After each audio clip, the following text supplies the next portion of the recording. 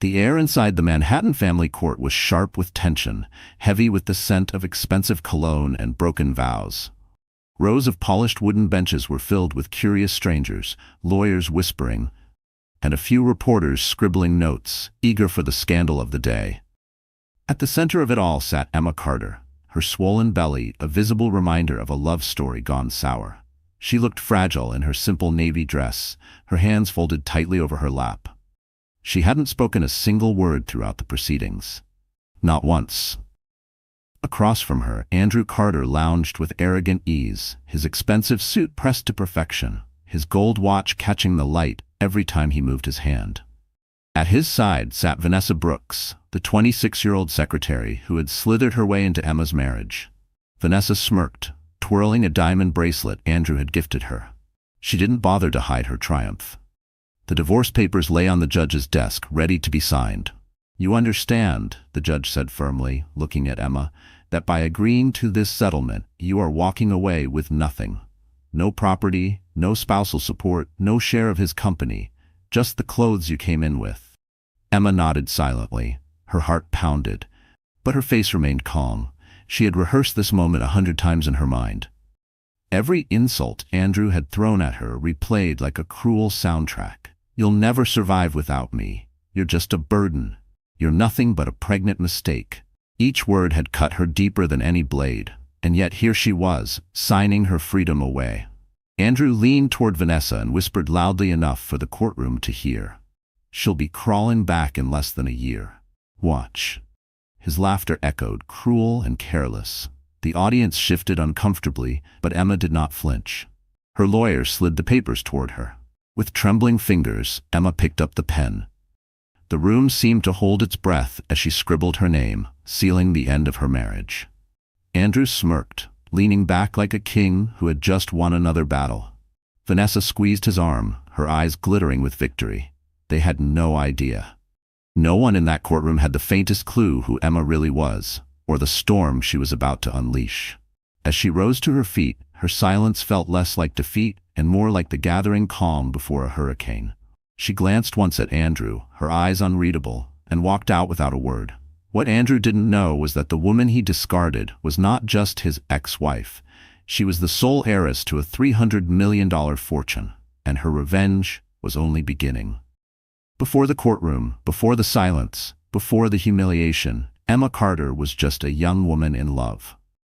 She had been 22 when she first met Andrew Carter at a charity fundraiser. He was tall, smooth-talking, and radiated ambition in a way that made her heart race. She remembered the way his eyes sparkled when he told stories of building his future empire. He wasn't rich then, not yet. He was a struggling entrepreneur trying to land investors, but he carried himself like a man destined for greatness. Emma, innocent and kind, believed in him with her whole heart. She had grown up in a quiet, modest suburb. The kind of girl who dreamed more of family dinners and laughter than power and fortune. When Andrew courted her, she felt like she had stepped into a fairy tale. Flowers delivered to her tiny apartment, long midnight walks through the city, whispered promises of forever. He told her he couldn't imagine a future without her. She wanted to believe it. Their wedding was small but beautiful.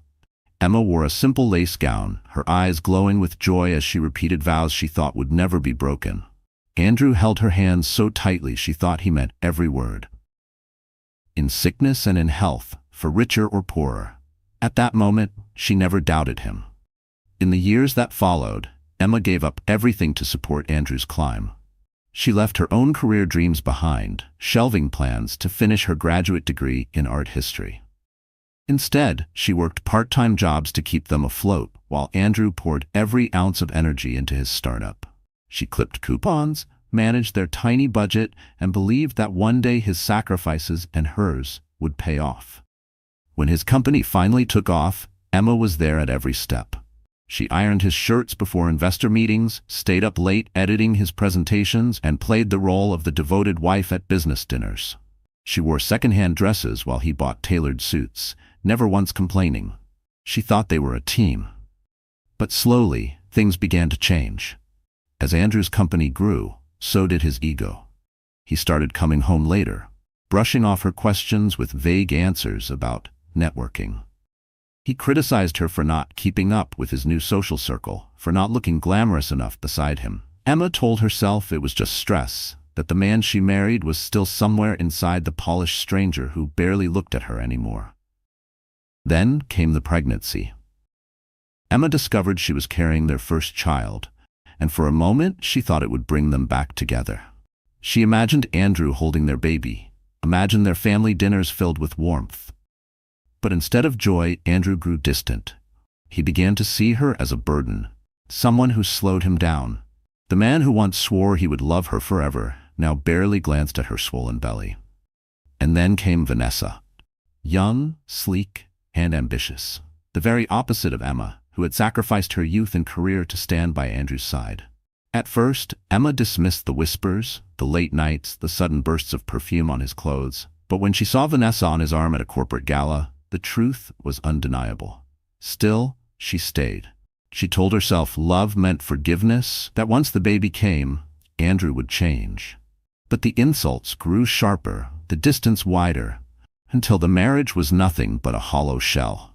The day she packed her things, she felt as if her entire world had collapsed. She thought she had lost everything: her marriage, her dignity, her dreams. She didn't know yet that what she carried inside her was not weakness, but the beginning of her greatest strength. Because Emma was not just a discarded wife, she was about to rise as a woman Andrew would never see coming. Pregnancy should have been a time of joy, of hope, of planning for a future filled with tiny footsteps and lullabies. For Emma Carter, it became a season of silent suffering. The small apartment that once felt like a nest of dreams now echoed with loneliness. Andrew rarely came home before midnight, and when he did, he smelled of expensive cologne and foreign perfume. Emma never asked anymore. The answers, when she dared, came with scorn. "Stop being so paranoid.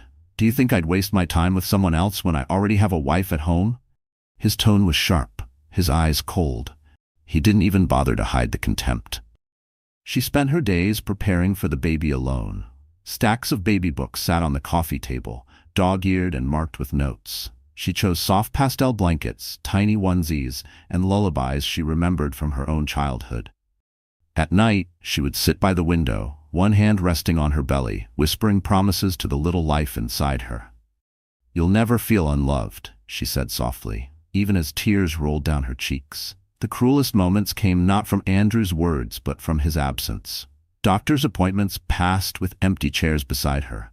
Sonogram screens lit up with the first images of their child, and she smiled alone, clutching the printouts to her chest. When she showed them to Andrew later, he barely glanced at them before muttering, "That thing looks like a blob. I don't have time for this right now." The loneliness gnawed at her. Night stretched endlessly as she lay awake, fighting nausea, backaches, and the ache of rejection.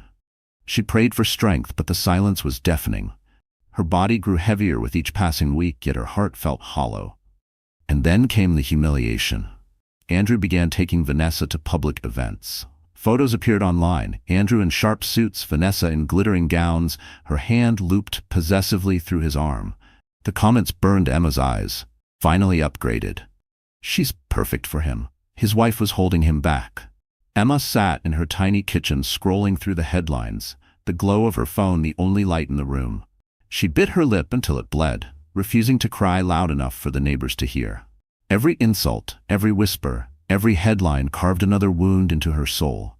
She felt like a ghost in her own life, invisible, erased by the man she had once given everything to.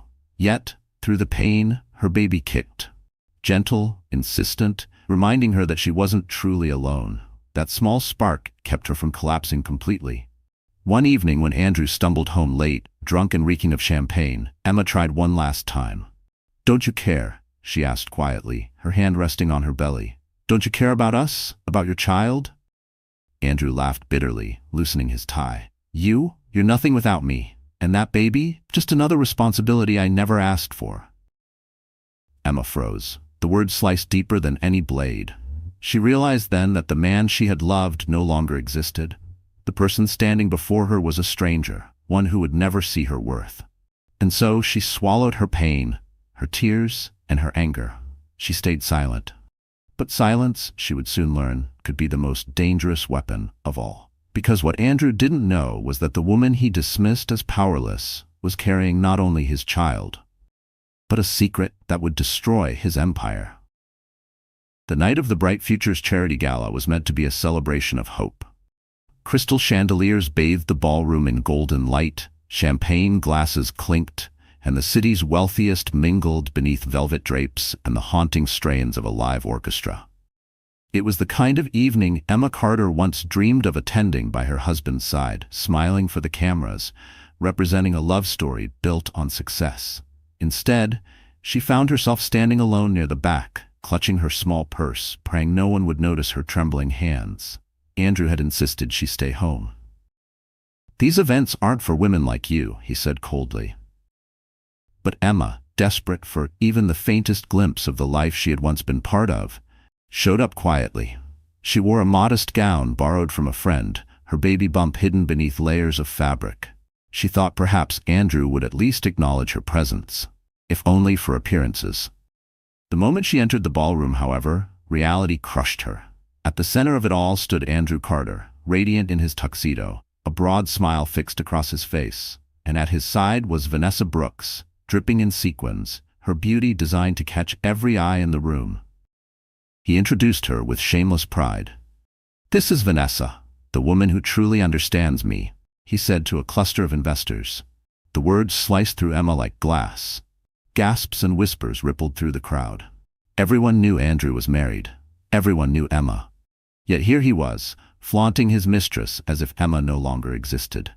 Camera flashes popped, capturing the scandal in real time. Emma could feel the eyes of strangers burning into her skin, their pity cutting deeper than their judgment. "Isn't that his wife?" someone murmured behind her. "Poor thing, look at her. She can barely stand." He traded up clearly. Emma's cheeks burned as she lowered her head, willing herself not to cry. Her heels felt like lead, her legs trembling under the weight of humiliation. Every instinct screamed at her to run, but her pride rooted her in place. She would not give them the satisfaction of watching her flee. Andrew's laughter echoed across the hall as he toasted with Vanessa, his arm locked around her waist. "To a brighter future," he declared. The audience clapped politely, though many exchanged uneasy glances. Emma felt her stomach twist, her baby stirring as if sensing her pain. At that moment, she realized the man she once called her husband wasn't just unfaithful, he was cruel. He wanted her to see, to break, to disappear quietly into the shadows. She stood in the corner, holding back sobs, whispering to her unborn child, "We'll survive this. I promise you, we'll survive." The music swelled, the crowd laughed, and Emma slipped away before the tears could fall. She stepped into the cold night air, her heart shattered into pieces, her dignity scattered across the marble floor of the ballroom. But what Andrew didn't know, what none of them could possibly imagine, was that Emma's silence was not weakness. It was strategy. She was biding her time, holding back a truth so powerful it would one day turn this same ballroom into the stage of his downfall.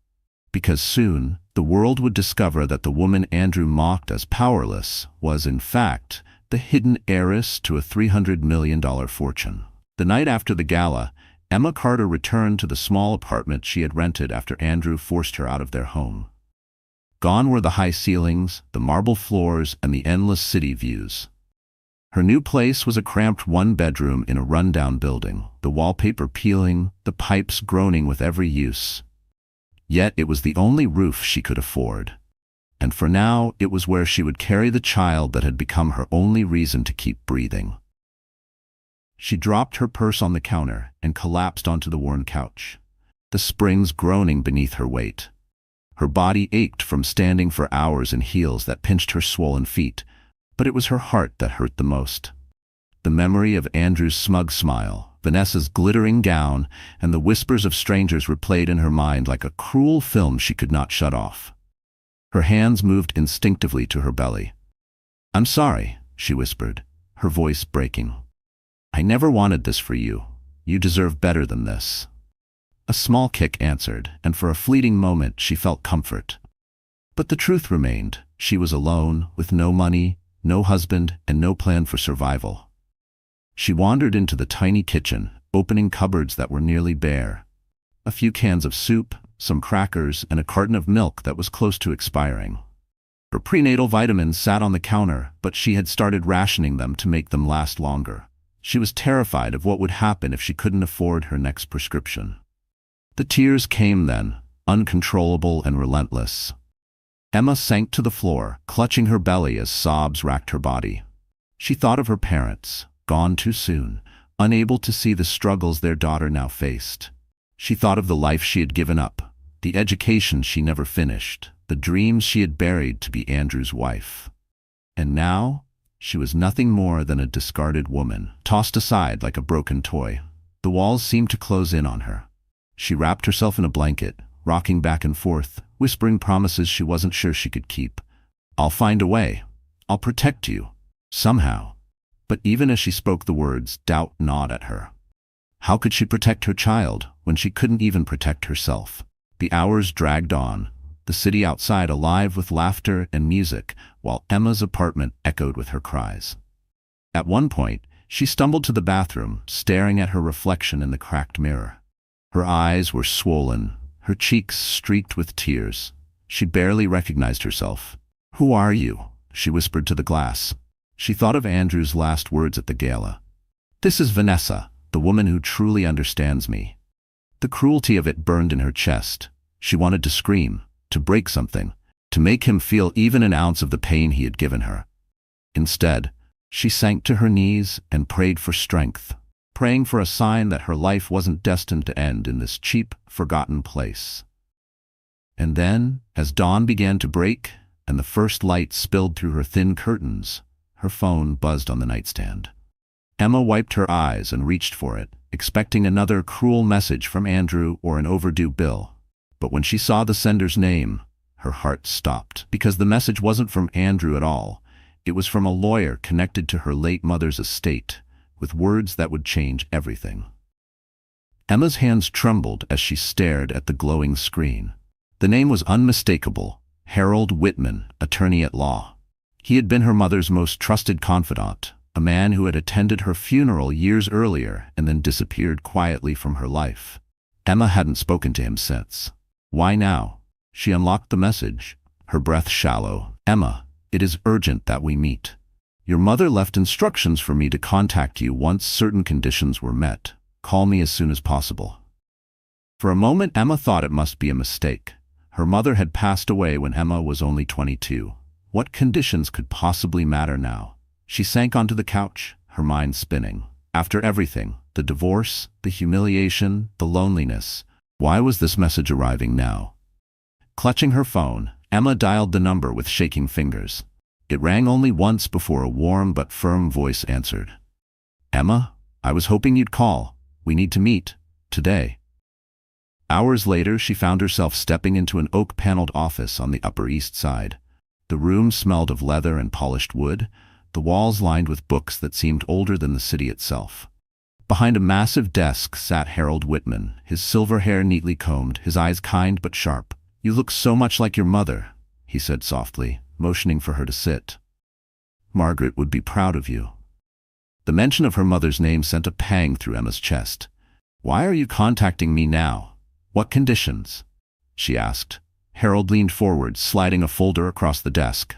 "Your mother wanted you to live a normal life, away from the spotlight, until you reached 29, or until you married. She believed you deserved the chance to choose who you were without the burden of wealth." Emma frowned, confused. "Burden of wealth?" Harold opened the folder.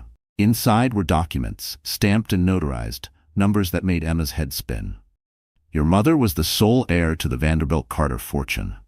When she passed, everything transferred to you. Stocks, real estate, trusts. As of today, Emma, your net worth exceeds $300 million. Emma's mouth went dry. She shook her head as if the words were a cruel trick. "That's impossible. I've been living in a one-bedroom apartment. I can barely afford food."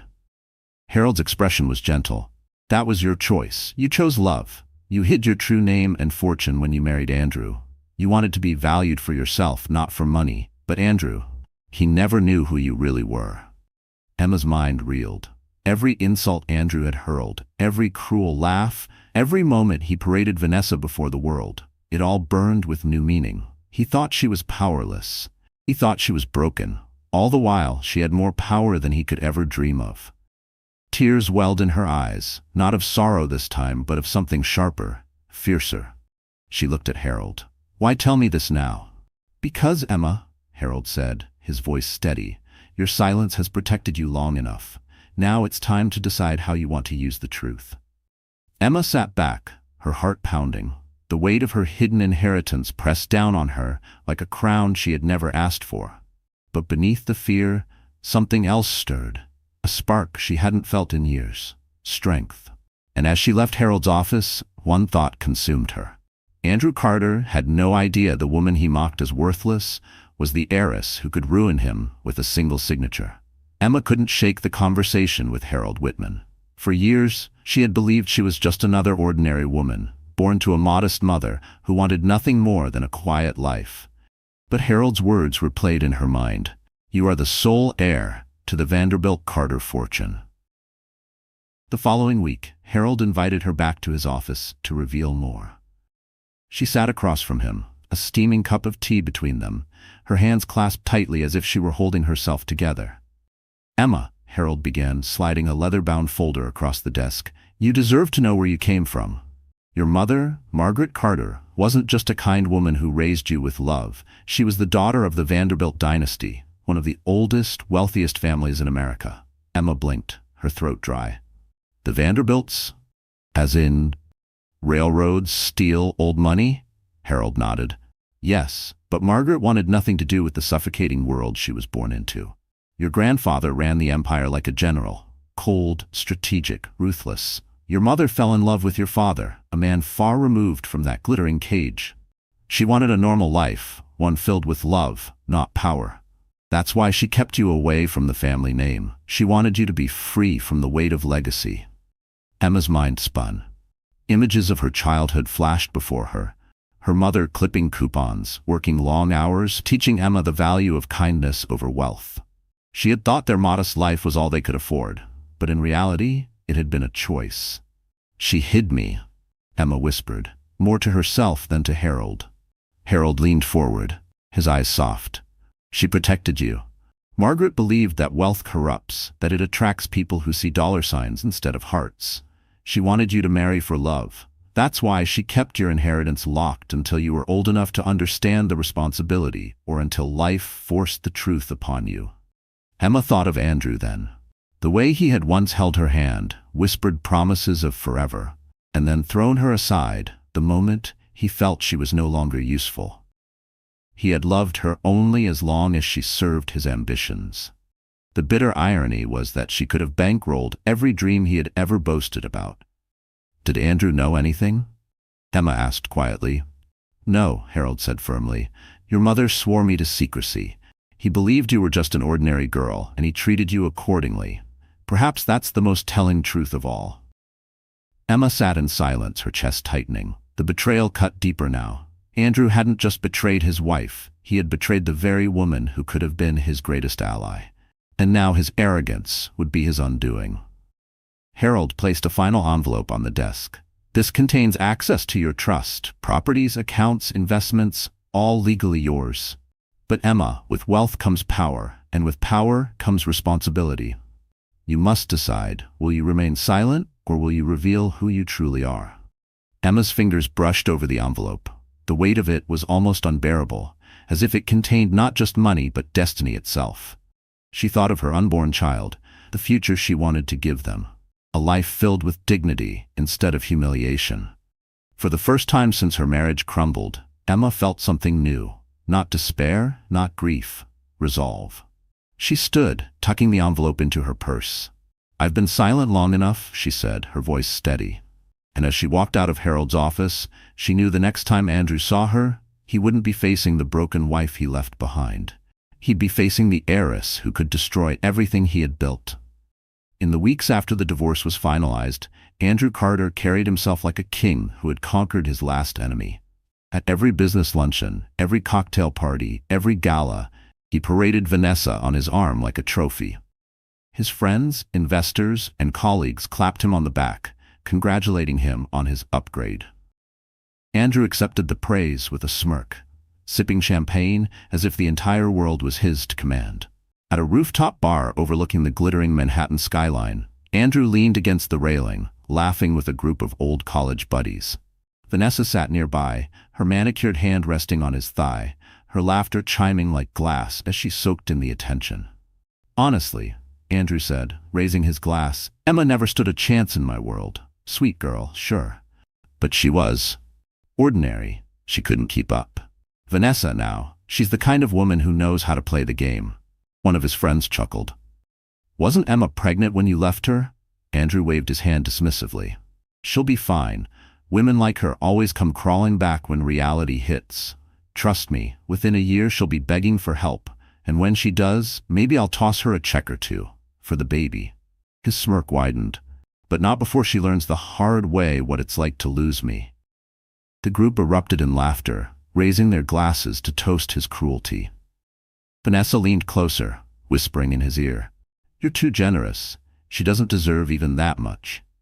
Emma's name had become a punchline in Andrew's world. To him, she was nothing more than a forgotten chapter, a weak woman destined to fade into obscurity while he and Vanessa basked in luxury. He relished in the whispers of gossip magazines, which painted him as a bold man who had traded a tired marriage for a glamorous new future. What Andrew didn't realize was that Emma's silence was not the silence of defeat. It was the silence of a storm gathering strength. Meanwhile, Emma was transforming quietly. She met with Harold Whitman regularly, learning about her assets, her trusts, her properties. She began to understand the scope of her power, not just in numbers, but in influence. Her wardrobe shifted from borrowed dresses to elegant, tailored pieces. Her posture straightened. The sadness in her eyes gave way to steel. But Andrew was blind to all of it.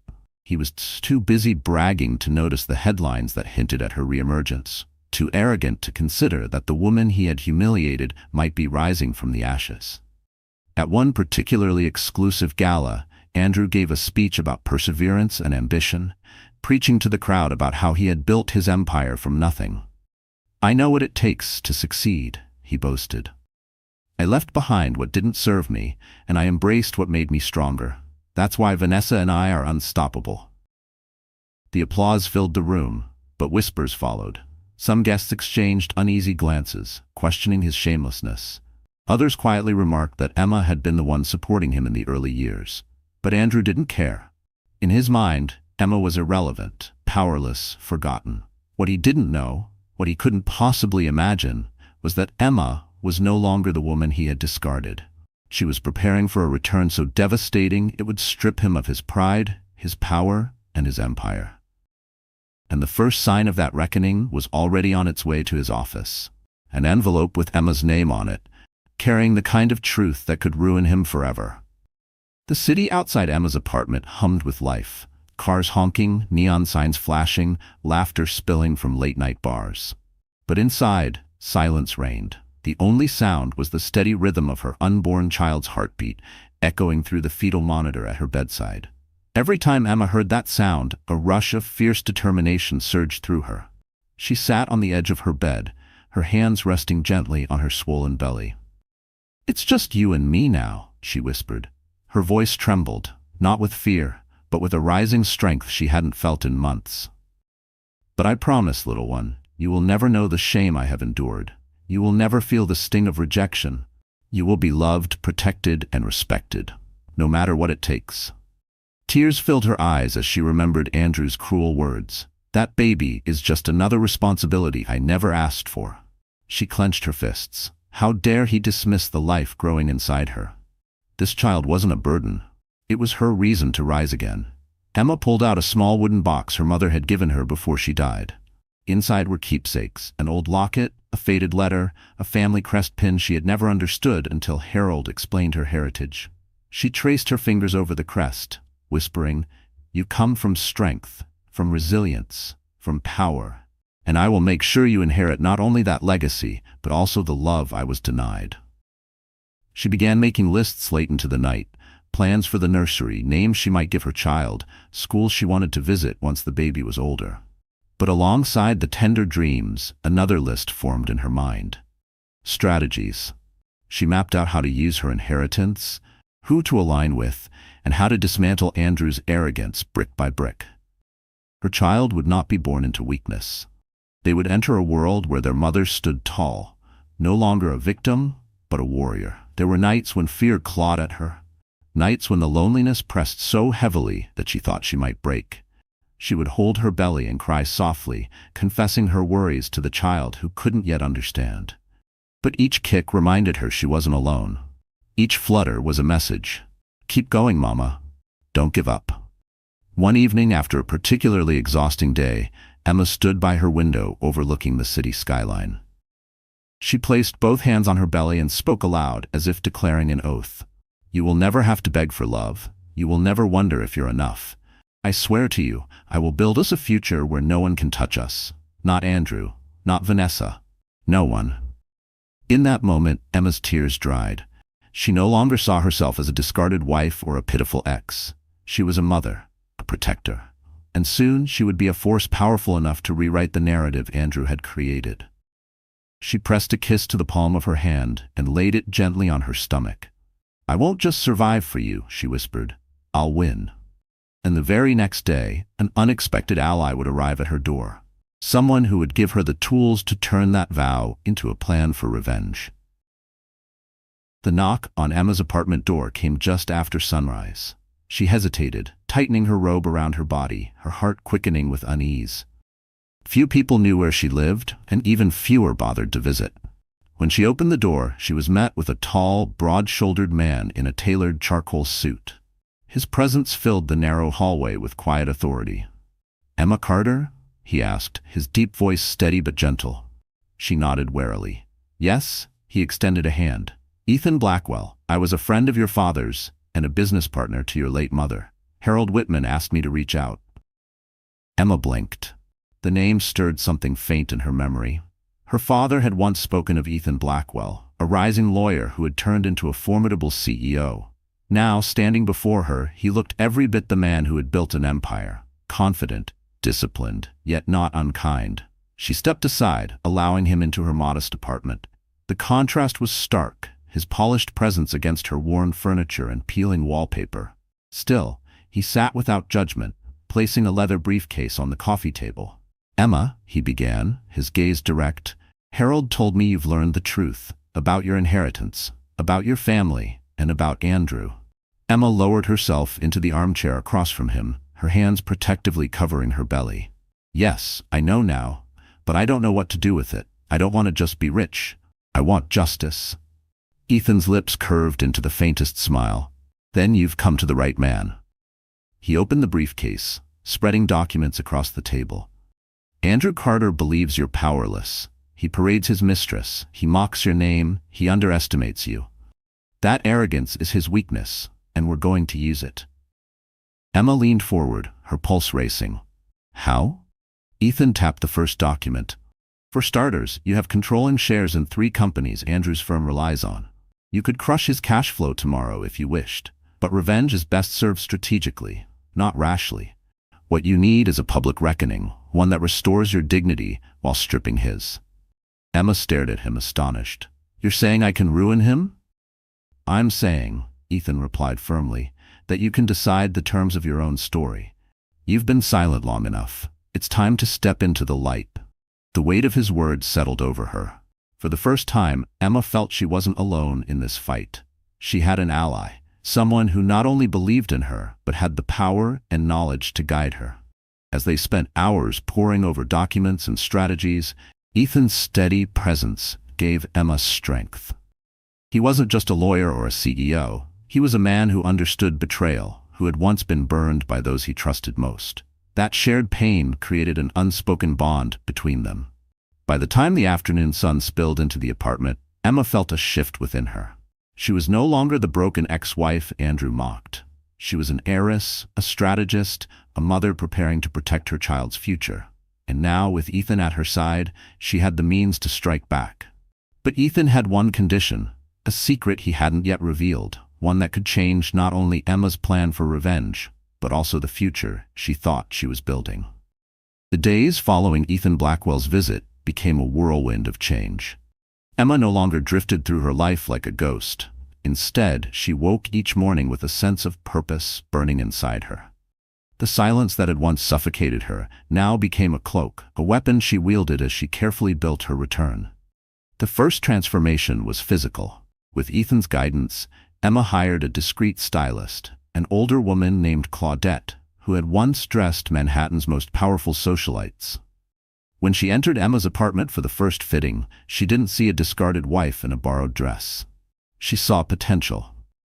"You have presence," Claudette said firmly, circling her with a measuring tape. "You don't need to shout for attention. You simply need to stand in the room and let them see you."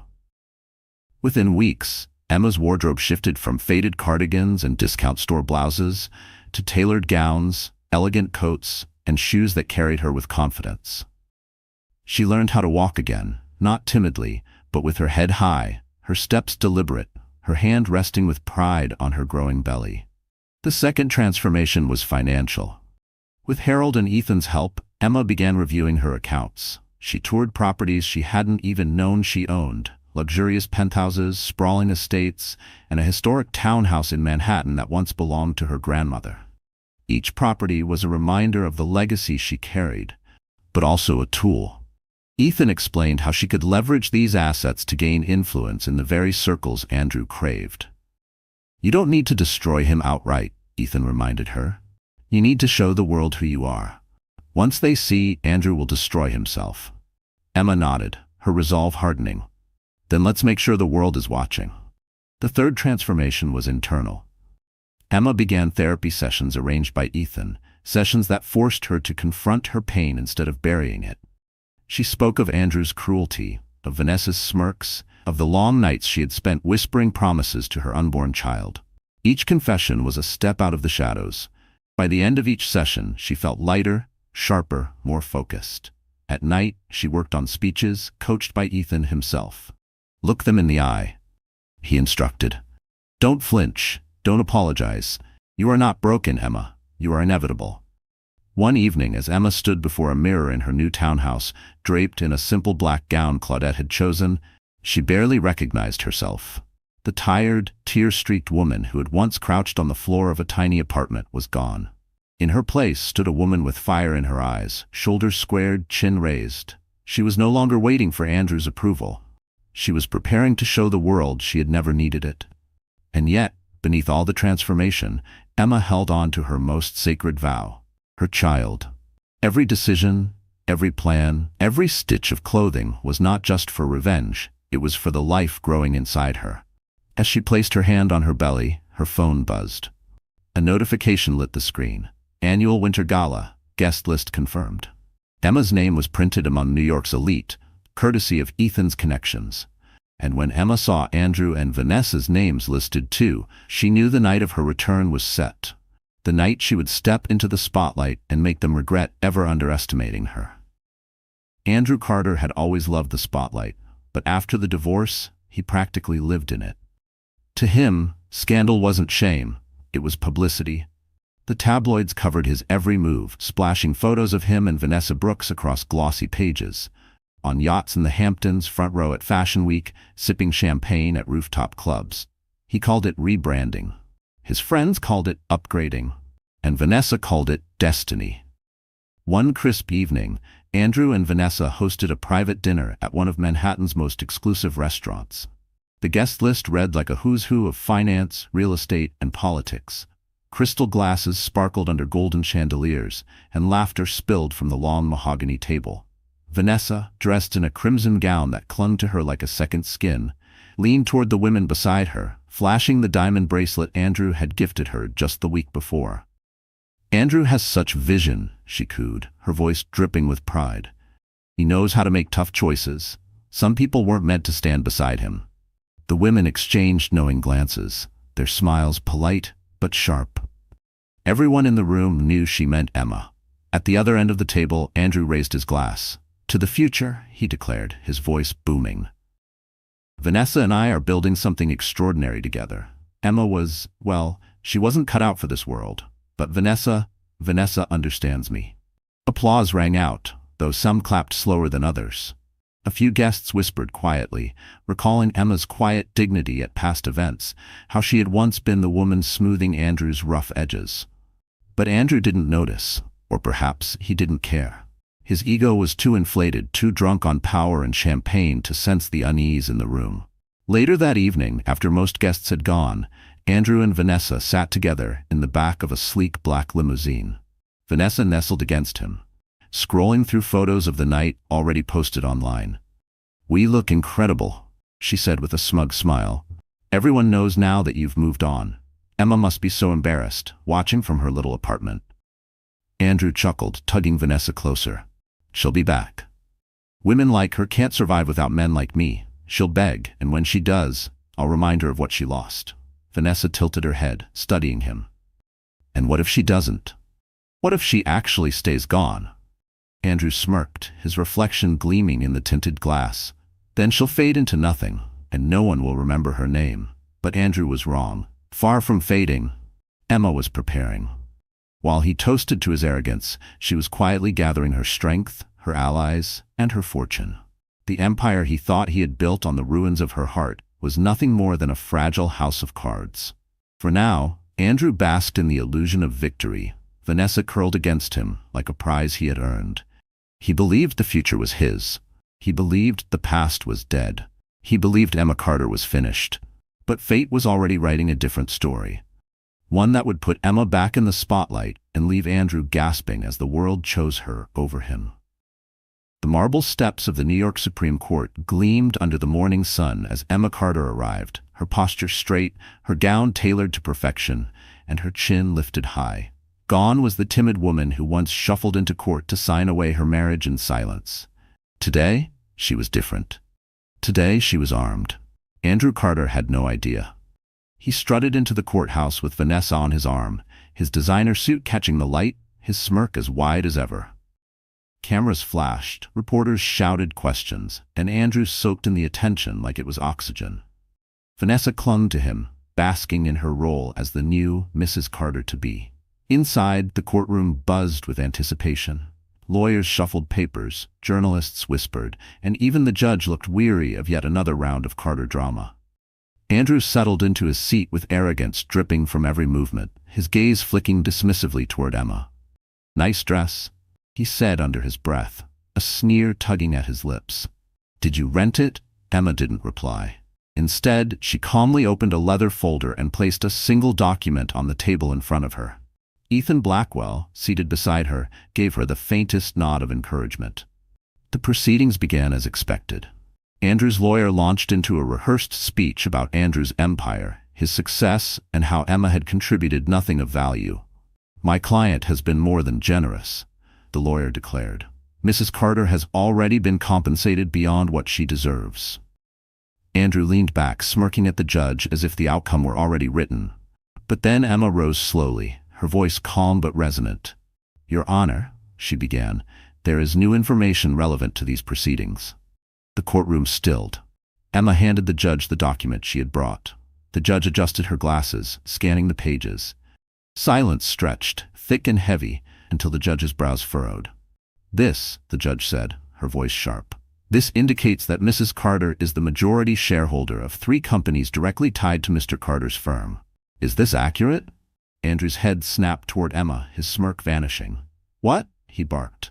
"That's impossible. She doesn't own anything." Emma's eyes locked on his, steady and unflinching. "It's entirely possible, Andrew. In fact, it's reality. I am the heiress to the Vanderbilt Carter estate, and as of now, I hold controlling interest in the very companies that prop up your empire." Gasps erupted across the courtroom. Reporters scribbled furiously, cameras clicked, and Vanessa's face drained of color. Andrew shot to his feet, his voice rising in anger. "You're lying. This is some trick." The judge slammed her gavel. "Order in the court." But Emma remained poised, her hand resting on the folder of evidence. "No trick, Andrew. Just the truth you never bothered to see. While you paraded your mistress and mocked me, I was preparing. And today, I take back not only my dignity, but also my power." Andrew's lawyer scrambled, flipping through his files, but it was useless. The documents were ironclad, signed and notarized years ago. The look on Andrew's face was a mixture of shock, rage, and disbelief. For the first time, the man who thought he was untouchable felt the ground shift beneath him. And Emma wasn't finished. Because what she revealed in court was only the beginning of a plan that would strip Andrew of everything he thought he owned. The morning after Emma's courtroom revelation, the headlines spread like wildfire. Every major newspaper, magazine, and gossip column carried her name in bold letters. Silent ex-wife revealed as $300 million heiress. Andrew Carter's empire built on lies, ex-wife holds the keys. From humiliated to powerful, Emma Carter's stunning comeback. Emma woke up to her phone buzzing endlessly, flooded with calls, texts, and emails. Former acquaintances who had once ignored her now wanted meetings. Journalists requested interviews, charities asked her to host events, and designers offered gowns. The world had shifted overnight. Emma was no longer the discarded wife, but the heiress everyone wanted to know. Meanwhile, Andrew Carter faced the opposite fate. Paparazzi hounded him outside his penthouse, shouting questions he couldn't answer. Andrew, did you know your wife was an heiress? How does it feel to lose control of your companies? Did you really say she was worthless? Clips of his arrogance replayed online, him laughing with Vanessa, dismissing Emma as ordinary, boasting that she would beg to come back. But now those clips were paired with Emma's poised courtroom statement. The internet was merciless. Memes flooded social media. Andrew in a crown made of paper, Andrew labeled King of Arrogance, Andrew with captions like, "She was the empire, you were just the employee." Vanessa fared no better. Once photographed as the glamorous new partner, she was now mocked as the mistress, left holding nothing. Her social media accounts were bombarded with thousands of comments calling her a homewrecker, a gold digger, and worse. Inside their penthouse, Andrew raged. He smashed a glass against the wall, shouting at Vanessa, "How could she do this to me? How could she hide this?" Vanessa, her face pale, snapped back. "Maybe if you hadn't humiliated her, she wouldn't have destroyed you." Their shouting match was caught by paparazzi stationed outside, and within hours, clips of their fight went viral. The world laughed while Andrew's carefully crafted image crumbled. Investors began pulling out of deals. His company's stock took a nosedive. The empire he thought untouchable was unraveling before his eyes. And Emma?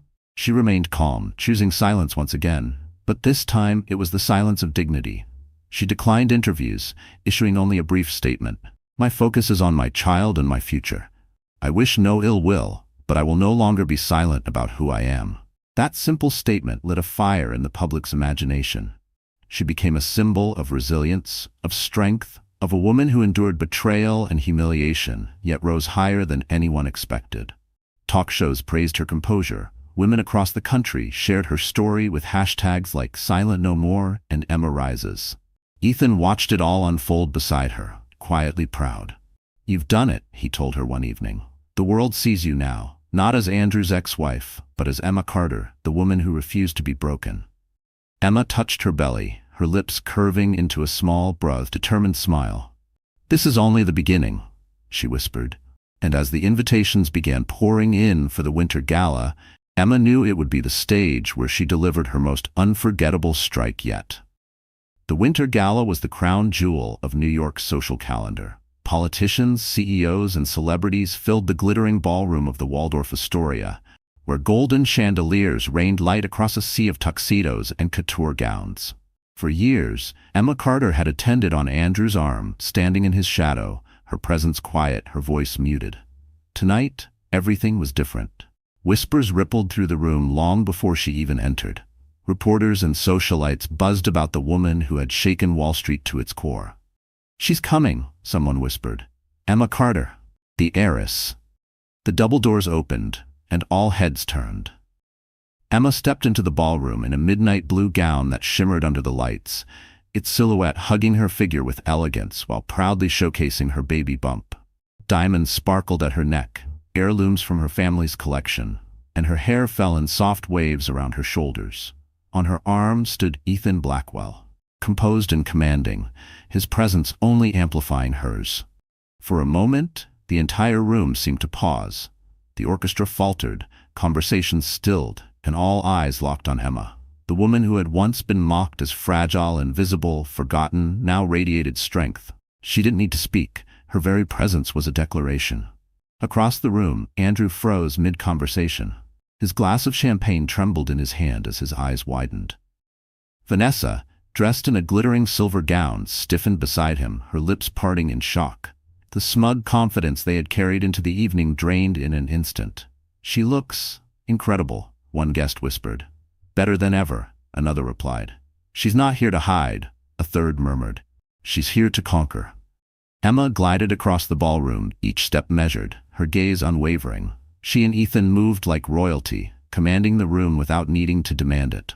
Conversations resumed, but this time they centered around her. Investors whispered eagerly about partnerships, society ladies praised her elegance, and reporters scribbled furiously, capturing every detail of her triumphant return. When Emma finally reached Andrew and Vanessa, she didn't falter. She looked Andrew straight in the eye, her expression serene. "Andrew," she said smoothly, her voice carrying just enough to be overheard by those nearest. "Vanessa." She gave a polite nod, as though greeting distant acquaintances, not people who had once shattered her life. Andrew stammered, his confidence cracking. "Emma, I didn't expect." "You never did," Emma interrupted gently, her smile calm but cutting. "That was always your mistake." Vanessa shifted uncomfortably, her usual smirk absent. For the first time she looked small, insignificant under the weight of Emma's presence. The orchestra struck up a new melody, and Ethan extended his hand. "Shall we?" he asked. Emma placed her hand in his, allowing him to lead her onto the dance floor. The crowd parted for them, and soon all eyes were watching as they moved together with effortless grace. Cameras flashed, capturing the image that would dominate headlines the next morning. Emma Carter, glowing, powerful, untouchable. Andrew stood frozen, Vanessa clinging desperately to his arm, while whispers around them grew louder. The tide had turned. He was no longer the star of the story, Emma was. And as the final note of the orchestra swelled, an unexpected announcement crackled over the microphone. One that would expose a devastating secret Andrew had fought to keep buried. The room hushed as the microphone crackled. All eyes turned toward the stage, where the host of the Winter Gala, a respected philanthropist, smiled warmly at the crowd. "Tonight, before we continue our celebration, we have a very special announcement," he said. "We're proud to honor Emma Carter, not only for her generosity, but for her extraordinary resilience. Her contributions to our charities this year have already changed countless lives." The applause that followed was thunderous. Cameras flashed as Emma, radiant in her midnight blue gown, nodded gracefully. The recognition wasn't just applause, it was vindication. The woman Andrew had once humiliated in public was now being celebrated on the city's grandest stage. Andrew's face twisted, his jaw clenched so tight that a vein bulged at his temple. Vanessa, sensing the shift in the room, tugged at his arm. "Smile," she hissed under her breath. "People are watching." But Andrew couldn't. Every cheer for Emma was a dagger in his pride. And worse, as the applause grew, Vanessa felt the foundation of her own role begin to crumble. For months, she had basked in Andrew's power, believing she had secured her place as his future wife. But tonight, surrounded by whispers and stares, she realized something terrifying. Andrew wasn't the powerful man she thought he was. Without Emma's silence, his empire was collapsing. Guests began approaching Emma, offering their congratulations and business cards. A senator shook her hand. A hedge fund manager leaned in to whisper about partnerships. A luxury brand executive promised to send over gowns from their next collection. Emma handled it all with grace, her smile calm, her eyes glowing with quiet strength. Meanwhile, Vanessa sat at the edge of the dance floor, suddenly invisible. Her crimson lipstick no longer drew attention, her glittering gown no longer dazzled. Everyone wanted Emma.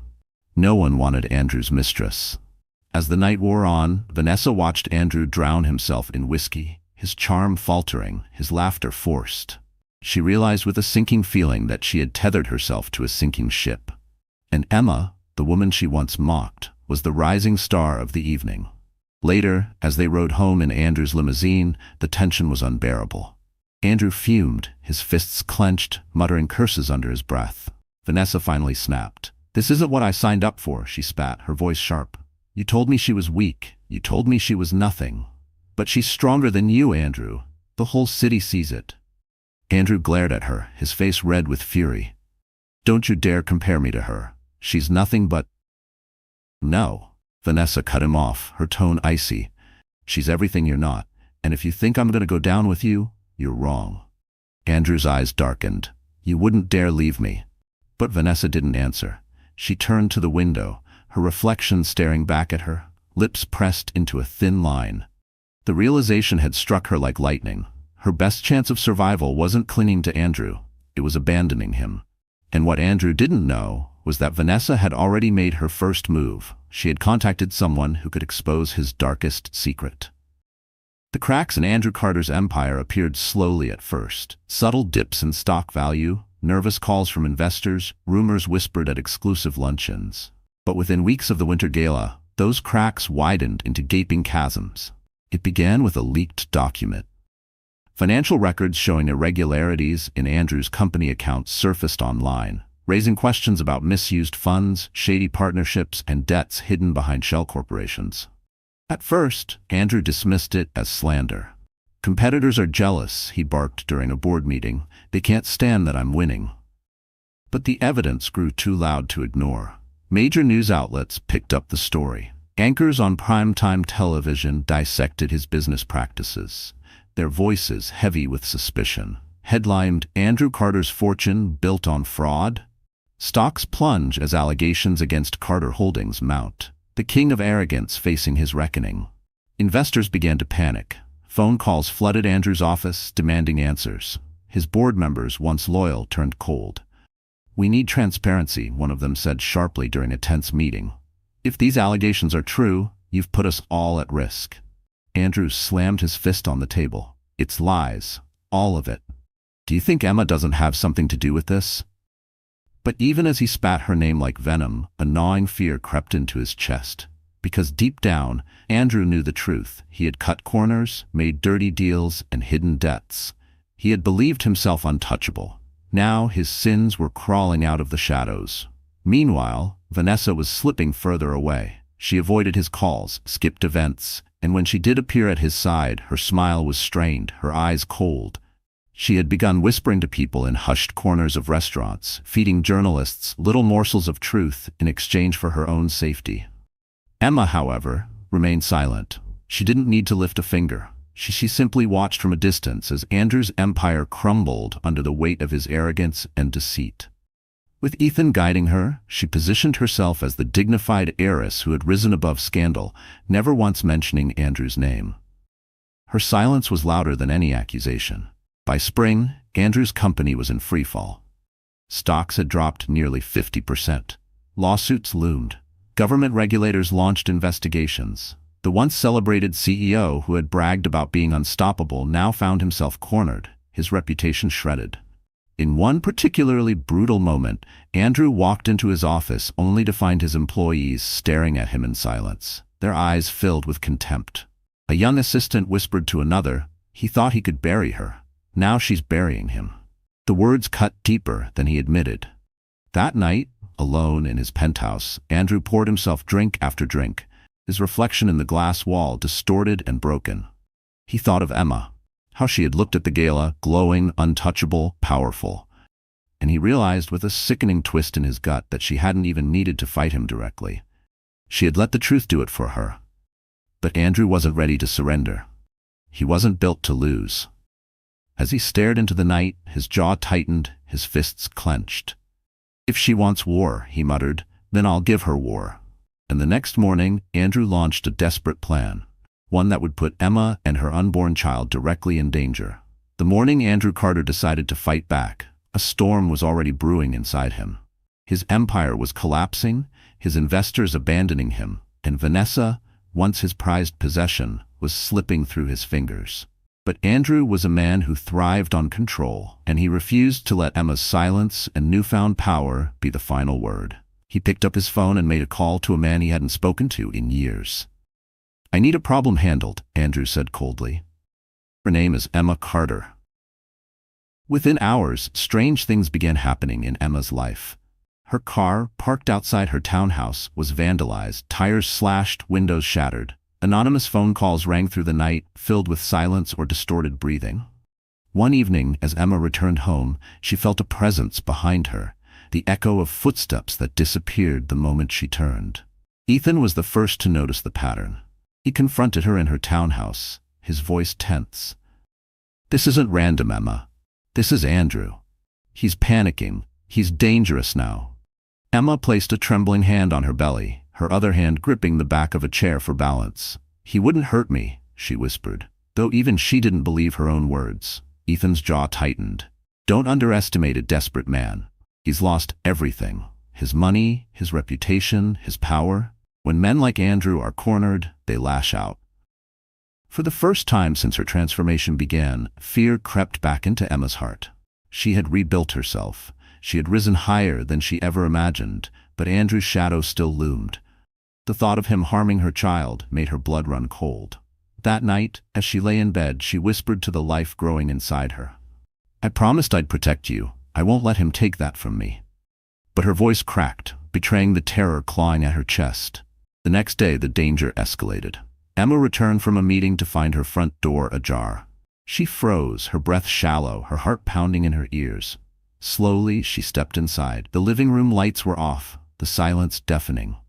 A vase lay shattered on the floor. "Hello?" she called, her voice shaking. No answer. She reached for her phone, but before she could dial, a figure stepped out of the shadows. For a split second, her heart nearly gave out, until she saw Ethan. His face was grim, his eyes scanning the room. "I came early," he explained, holding up a spare key Harold had given him. "Someone's been here, Emma. You're not safe." Her knees buckled, and Ethan caught her just before she fell. "He's trying to scare you into silence," Ethan said firmly. "But you're stronger than that, and I won't let him touch you." Emma clung to him, fear mixing with gratitude. For the first time, she admitted out loud what she had been too afraid to say. "Ethan, I'm scared." He cupped her face, his voice steady. "Then let me be the one who isn't. You're not alone anymore." But even as Ethan vowed to protect her, Andrew's plan had already been set in motion. One final ruthless move that would force Emma into the fight of her life. The weeks after the threats were some of the hardest of Emma's life. Fear lurked at every corner, but alongside it grew something stronger: resolve. With Ethan by her side, she stopped hiding. Security was tightened around her townhouse, cameras installed, lawyers ready to strike if Andrew made a move. Instead of retreating, Emma pushed forward, determined to protect not just herself, but the life inside her. Late one night, as she sat in the nursery she had prepared, Emma placed her hands on the crib's smooth wooden rail. The soft pastel blankets were folded neatly, the rocking chair stood ready, and a small mobile twirled above the crib. Tears welled in her eyes, not of despair this time, but of bittersweet joy. She whispered, "You'll be born into love, into dignity, into a world where your mother stood up for herself." When the contractions began days later, Emma gripped Ethan's hand, her body racked with pain but her spirit unbroken. Hours of labor blurred into a haze of sweat and tears, but she never let go of him. Through every cry, Ethan was there, steady and unflinching, whispering encouragements. "You can do this. You're stronger than you think. Just one more push." And then the room filled with the cry of new life, a tiny wail that pierced through every shadow of her past. Emma collapsed against the hospital bed, sobbing with relief as the nurse placed her baby in her arms. A daughter. Perfect, fragile, and fierce all at once. Emma kissed the baby's forehead, whispering through her tears, "You are my everything. You are the reason I survived." The warmth of her child against her chest was the purest healing she had ever known. In that moment, every insult Andrew had hurled, every humiliation she had endured, faded into irrelevance. She had created something beautiful out of the wreckage. Ethan stood nearby, his eyes glistening as he watched Emma cradle her daughter. When she looked up at him, their eyes met, and something unspoken passed between them. Gratitude, trust, perhaps even the spark of something deeper. For the first time, Emma allowed herself to imagine a future not defined by pain, but by hope. In the days that followed, the townhouse filled with laughter and light. Emma would rock her daughter to sleep while Ethan read reports beside her, their companionship easy and natural. Each day was another step toward healing, another layer of strength built upon her past scars. But the world outside hadn't forgotten Andrew Carter. His empire was still crumbling, lawsuits multiplying, investors abandoning him like rats fleeing a sinking ship. And while Emma focused on her daughter, the whispers of his downfall grew louder. One evening, as Emma tucked her baby into the crib, Ethan entered the room, his expression serious. He handed her a folder. "You need to see this," he said. Emma glanced at the documents, her eyes widening as she read the headlines. More evidence, more lies exposed. Andrew was on the brink of total ruin. She looked down at her sleeping daughter, then back at Ethan. "It's almost over, isn't it?" Ethan nodded slowly. "Almost, but there's one last card to play, and it's yours to decide." Emma kissed her daughter's forehead and whispered, "Then let's end this, for her, for me, for all of it." Because tomorrow she would face Andrew one final time. The courthouse steps were crowded with reporters once again, but this time the atmosphere was different. It wasn't Emma Carter walking in with her head bowed, afraid of whispers. It was Emma Vanderbilt Carter, the heiress, the mother, the woman who had turned humiliation into triumph. Cameras flashed as she arrived, Ethan by her side, her daughter safely cared for at home. Inside, the courtroom was packed. Investors, journalists, and curious onlookers filled every seat, eager to witness what was being called the trial of the year. At the center of it all sat Andrew Carter. His once proud figure now gaunt, his suit ill-fitting, his eyes bloodshot. He looked nothing like the man who had once strutted through the city with arrogance dripping from every word. The judge entered, and the proceedings began. Evidence was laid out in brutal detail. Fraudulent deals, embezzled funds, shell companies propping up his empire. Witnesses testified, including former employees who spoke of intimidation and lies. Piece by piece, Andrew's carefully crafted facade crumbled in front of everyone. Emma sat quietly, her expression composed. She didn't need to gloat. She didn't need to shout. Her silence was the loudest statement of all. That she had survived, that she had risen, and that Andrew's cruelty could no longer touch her. When the judge finally delivered the verdict, the room held its breath. Andrew Carter was found guilty of fraud, stripped of his assets, and ordered to repay millions in damages. His companies were dissolved, his influence gone, his reputation in ruins. He would leave the courtroom not as a king, but as a cautionary tale. The reporters surged forward, their questions sharp. "Emma, how does it feel to see justice served?" one asked. Emma paused on the courthouse steps, the flash of cameras lighting her serene face. She rested a hand over her heart, then over her belly, where her child once grew. "It feels like freedom," she said simply. "Not just for me, but for my daughter." This is proof that silence does not mean weakness. Sometimes silence is strength, and sometimes silence is the storm that destroys everything built on lies. The crowd erupted in applause. Headlines later that night would hail her as a symbol of resilience, a woman who turned betrayal into empowerment. Sasha Silent Moore trended worldwide, her name etched into conversations not just as Andrew's ex-wife, but as Emma Carter, the woman who rewrote her story. Meanwhile, Andrew left the courthouse in handcuffs, his head lowered, jeers from the crowd echoing in his ears. Vanessa was nowhere to be seen. She had already disappeared, aligning herself with new circles, leaving him to face his ruin alone. Back at her townhouse, Emma cradled her daughter in her arms, pressing a kiss to the baby's forehead. Ethan stood nearby, watching with quiet admiration. The war was over, the past had been buried, and before her stretched a future bright with possibility. Emma whispered to her daughter, her voice soft but unshakable, "You will never know shame, you will only know love, and together we will build a life where no one decides our worth but us." Ethan stepped closer, placing a gentle hand on her shoulder. Their eyes met, and for the first time, Emma allowed herself to smile without pain, to feel the warmth of hope for something new. And as the city outside buzzed with her victory, Emma Carter closed the chapter on betrayal forever. Reborn not as a victim, but as a woman who had turned silence into power and pain into triumph. So, that's how the story closes, my wonderful friends. You're still here with me right now, aren't you?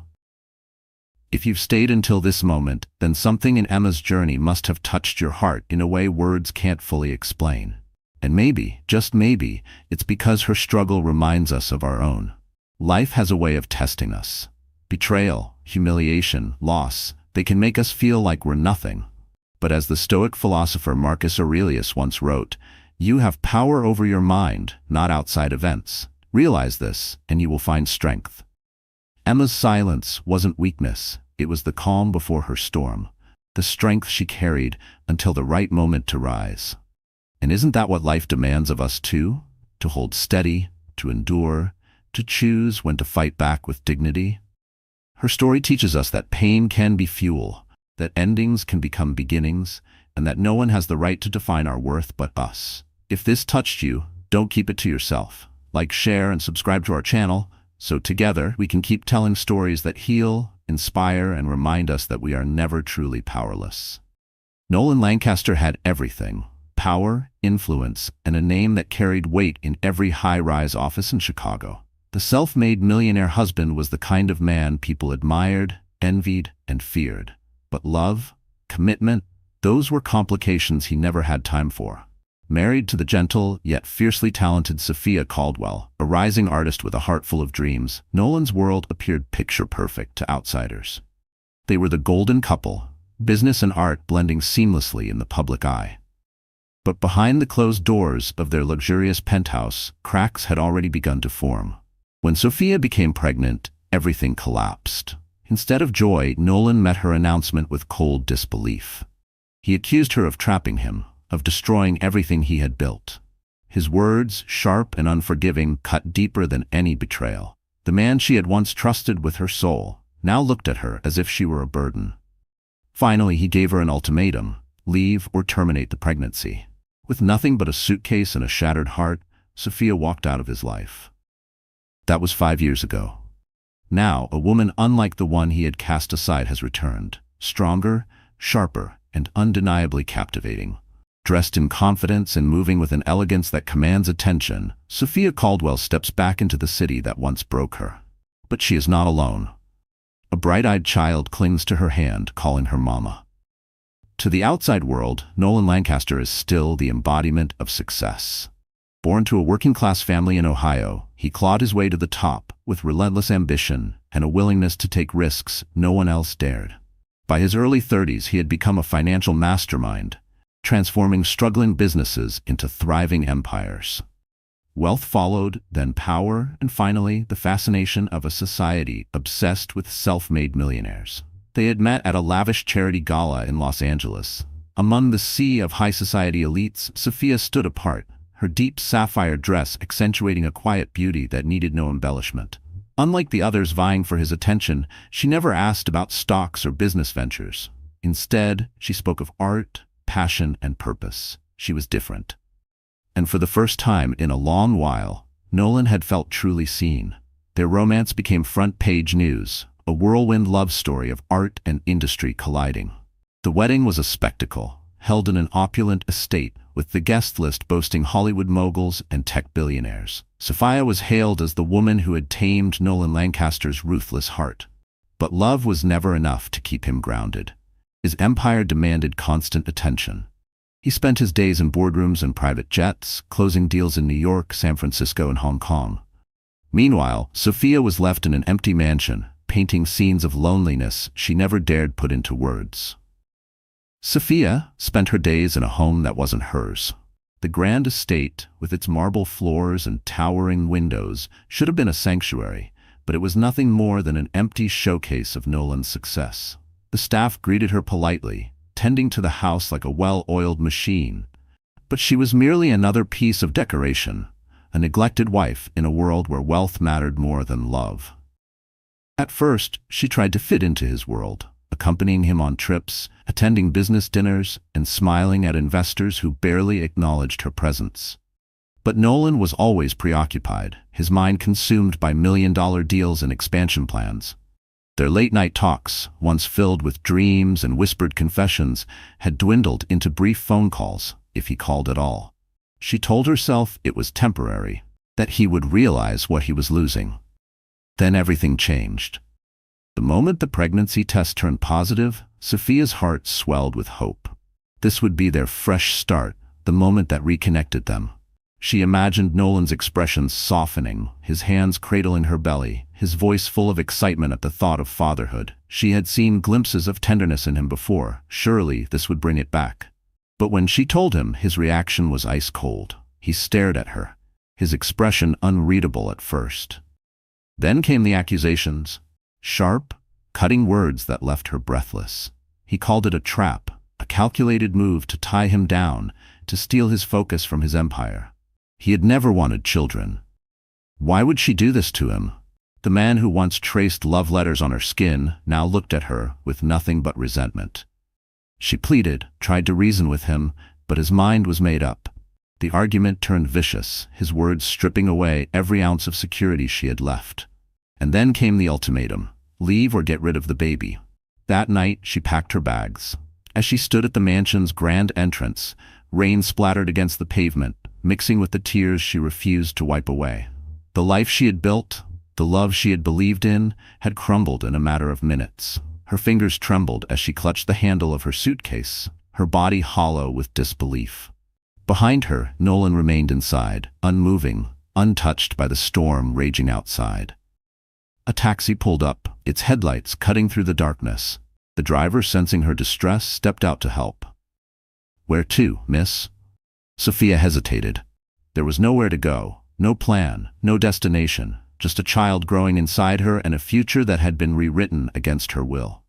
"Anywhere but here," she whispered, sliding into the back seat.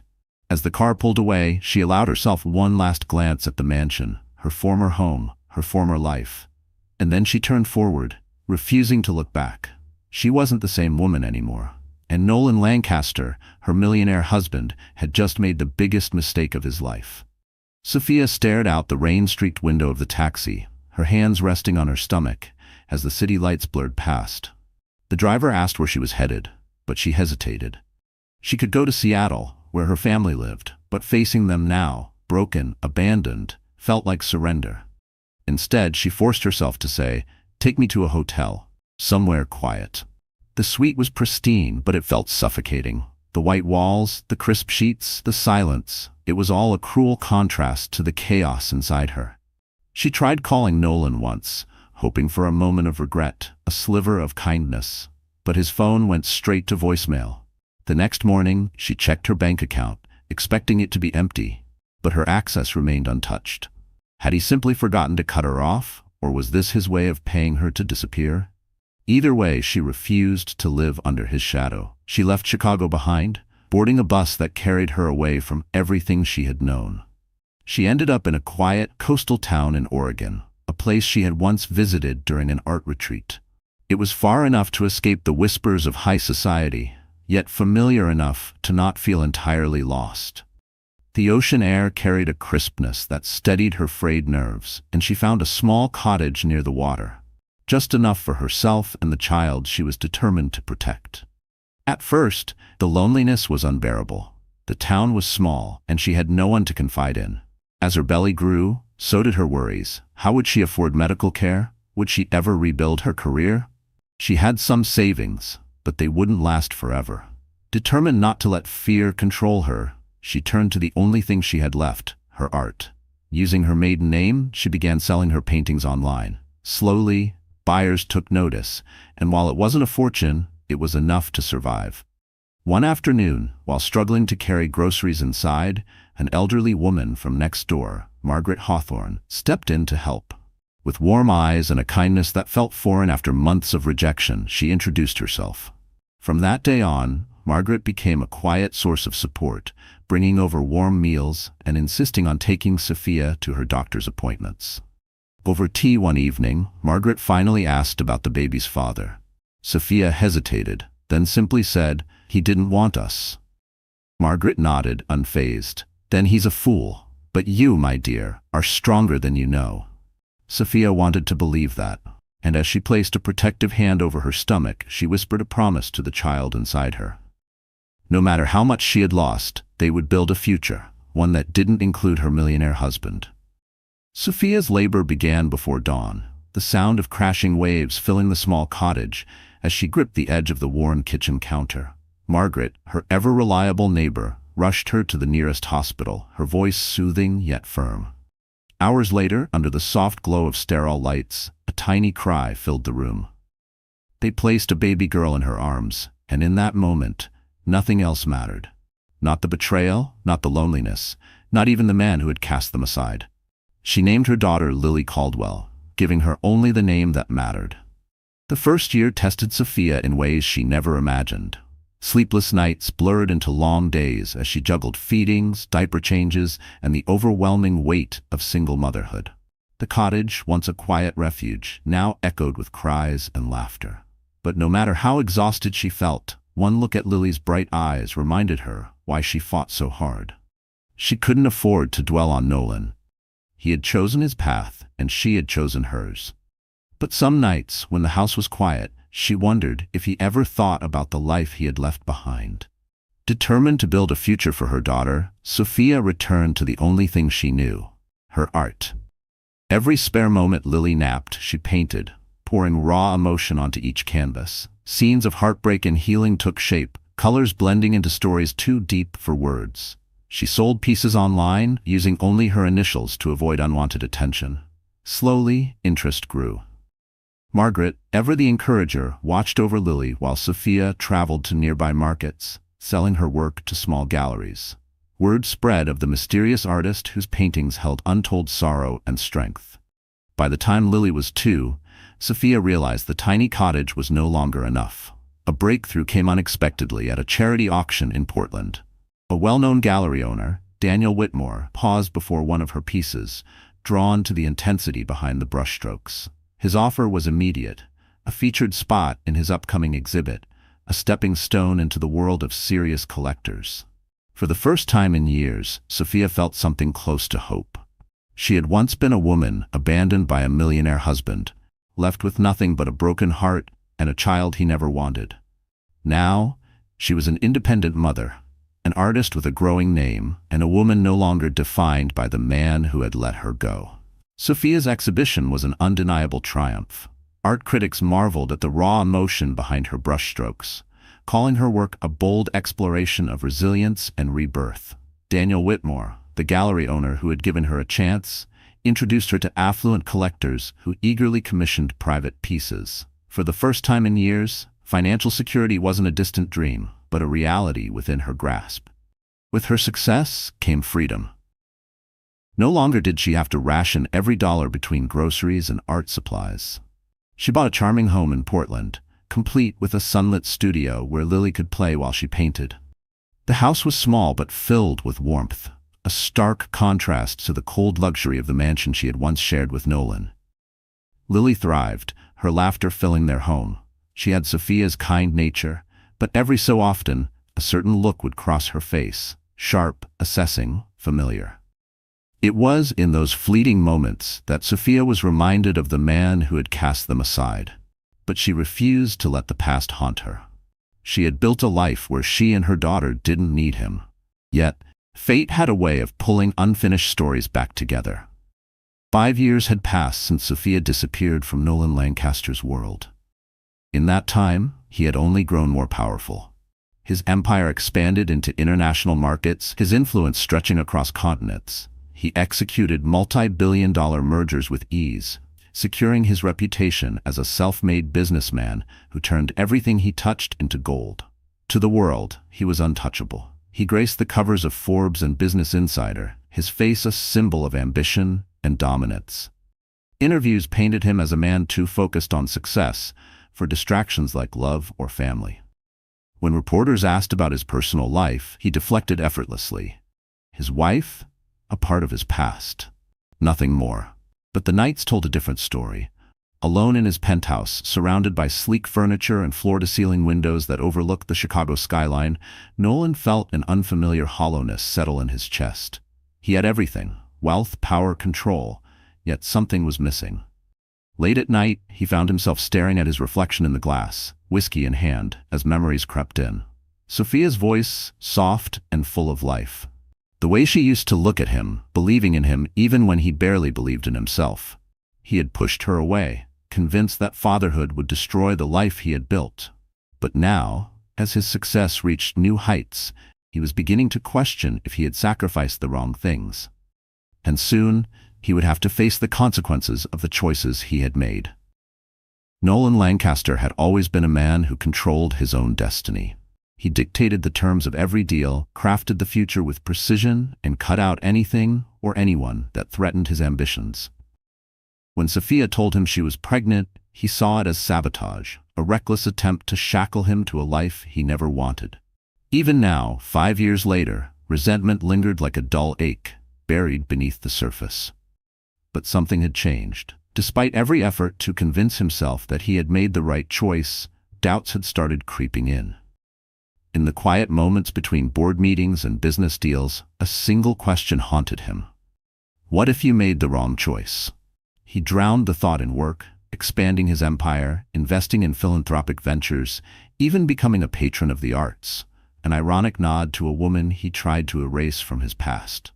At every gala, every high-profile event, he found himself scanning the crowd, half expecting to see her. But every time it was just a stranger with the same dark hair, the same graceful posture. His personal life was as empty as ever. He indulged in fleeting relationships, models, actresses, socialites, but none lasted. He never let anyone get too close, never shared his penthouse, never allowed his carefully controlled world to be disrupted again. Even his parents, once proud of his relentless ambition, noticed the distance he kept. One evening, over an expensive bottle of wine, his longtime mentor, Richard Vaughan, leaned back in his chair and studied him carefully. "You've built an empire, Nolan. But what else is there?" "I have everything I need," Nolan replied smoothly, swirling the drink in his glass. Vaughan smirked. "Success without meaning isn't success at all. We both know that." Nolan dismissed the words, but later that night, as he walked through the city, they echoed in his mind. Outside a cafe, he saw a woman cradling a toddler, the child's laughter carrying through the air. A pang of something sharp and unfamiliar settled in his chest. Did he have a child out there? A son? A daughter? What would they look like? He shook the thought away. Sophia had made her choice, and so had he. But fate had a way of unraveling even the most carefully built lives. Across the country, in Portland, Sophia Caldwell was finalizing the details of her biggest art exhibit yet. The gallery was abuzz with excitement, local press calling it a must-see for art connoisseurs. As she arranged her paintings, she barely noticed the email that had just arrived in her inbox. An invitation. A high-profile charity gala in Chicago, hosted by an anonymous benefactor. They wanted to feature her work, calling her style a perfect representation of resilience and transformation. She hesitated. Returning to the city where everything fell apart was a risk. But she wasn't the same woman who had left, and without realizing it, she had just taken the first step toward coming face to face with the millionaire husband who had once thrown her away. Sophia's home studio buzzed with energy as Lily, now a spirited 5-year-old, danced around with a paintbrush in her tiny hands. Bright streaks of blue and yellow covered the small easel as she giggled, lost in her world of color. Sophia watched her daughter, a soft smile on her lips, remembering how art had once been her escape. Now, it was their bond. As she carefully packed a new collection of paintings for shipment, her phone vibrated on the wooden work table. The number was unfamiliar, but something about it made her pause. Answering cautiously, she was greeted by a warm yet professional voice. "Miss Caldwell, my name is Olivia Marks. I'm the assistant director of the Westbridge Foundation. We're hosting a charity gala in Chicago, and we would love to feature your work in our auction." Sophia had heard of the foundation. They focused on supporting women's shelters and empowerment programs, causes that had become deeply personal to her. The offer was tempting, but something in Olivia's tone hinted at more. "Our event's primary sponsor is a high-profile investor who has graciously offered to host the gala," Olivia continued. "He's personally requested a private preview of the featured artwork, including yours." Sophia's fingers tightened around the edge of the table. A high-profile investor in Chicago? A cold knot of suspicion formed in her stomach. She had spent years avoiding that city, knowing the risk of running into her past. Still, this wasn't just about her. It was an opportunity to showcase her work, to stand for something bigger than the pain she had endured. She wasn't the woman who had been cast aside anymore. After a long pause, she exhaled. "I'll attend on one condition. My personal details remain private." "Of course," Olivia assured her. "We'll handle all arrangements." That night, as she tucked Lily into bed, Sophia sat in her studio, staring at the city lights beyond the window. She had worked too hard to let fear dictate her choices. This wasn't about Nolan.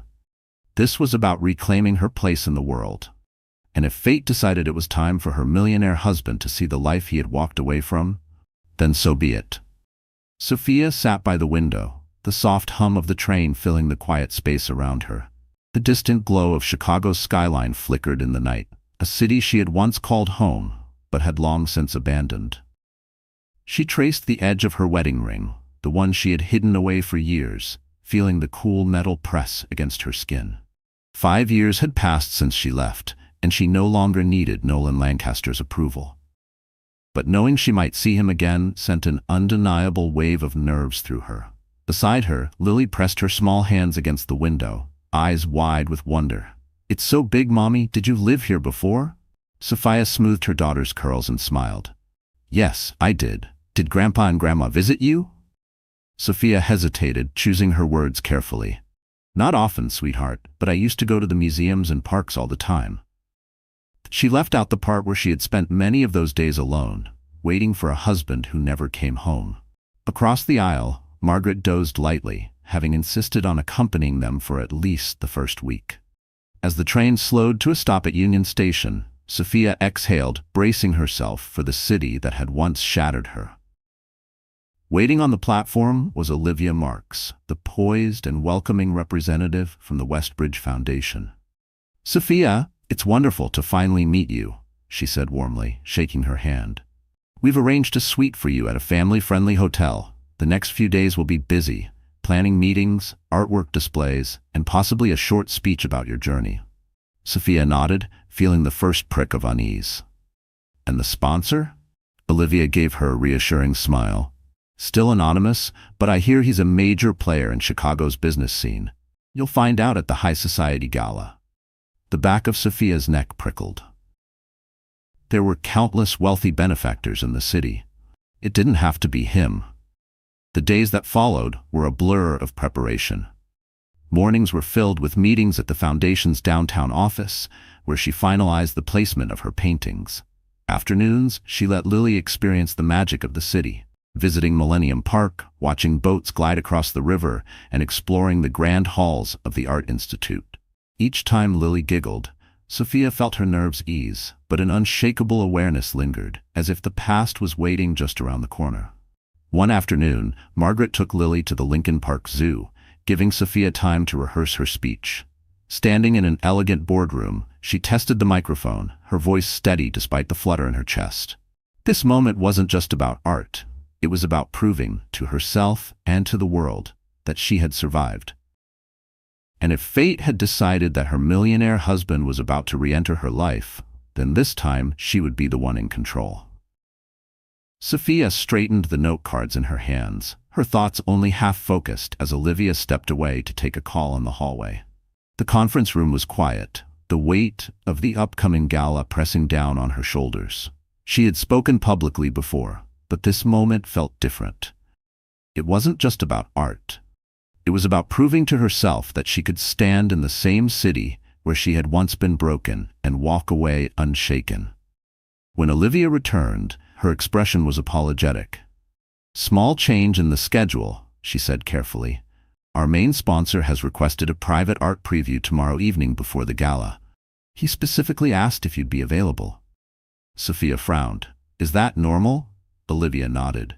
"He likes to meet the artists personally, understand their inspiration before the main event.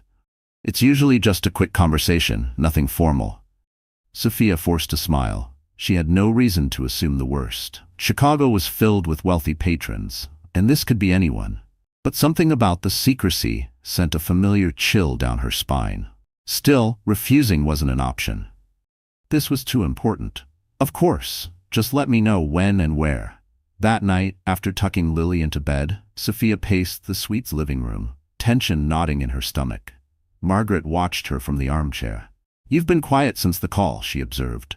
Sophia hesitated before finally voicing the thought she had been trying to push away. "What if it's him?" Margaret didn't flinch. "Then you show him the woman you've become." Sophia exhaled, nodding. She had nothing to prove to Nolan Lancaster. But if fate had decided to bring him into her path, she would meet him on her own terms. The following evening, she stepped into the grand ballroom of a luxury Chicago hotel. The space glittered under chandeliers, the skyline stretching beyond the floor-to-ceiling windows. Staff rushed to finalize details, arranging tables draped in crisp white linen. Olivia stood near the entrance, clipboard in hand, looking relieved when she spotted her. Sophia adjusted the sleek black dress that hugged her frame, a world away from the soft, romantic gowns she had once worn at Nolan's side. Her heels clicked against the marble floor as she walked toward the curated display of her paintings. The warm lighting illuminated each canvas, stormy blues and fiery reds melting into soft pastels, a visual testament to the journey she had endured. Olivia touched her arm lightly. He should be here any minute. Sophia's pulse quickened, but she didn't waver. If her millionaire husband was about to re-enter her life, then let him. This time, she was ready.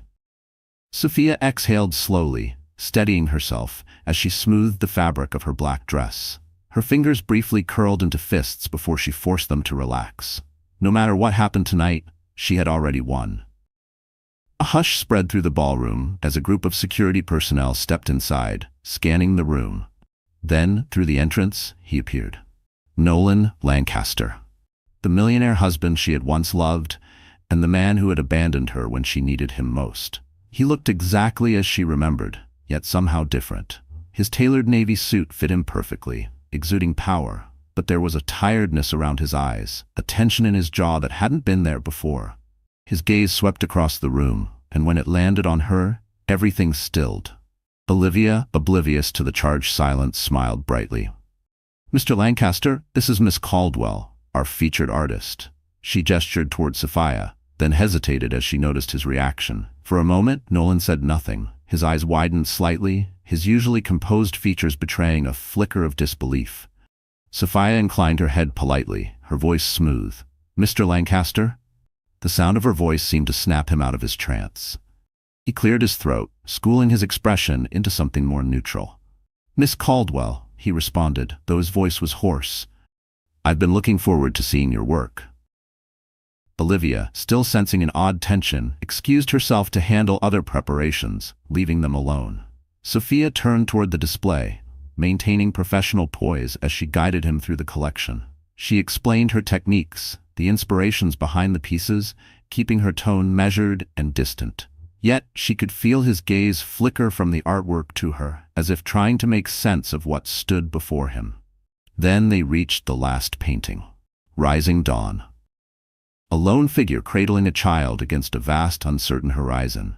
The deep hues blended into soft streaks of gold, a story of struggle and resilience woven into every brushstroke.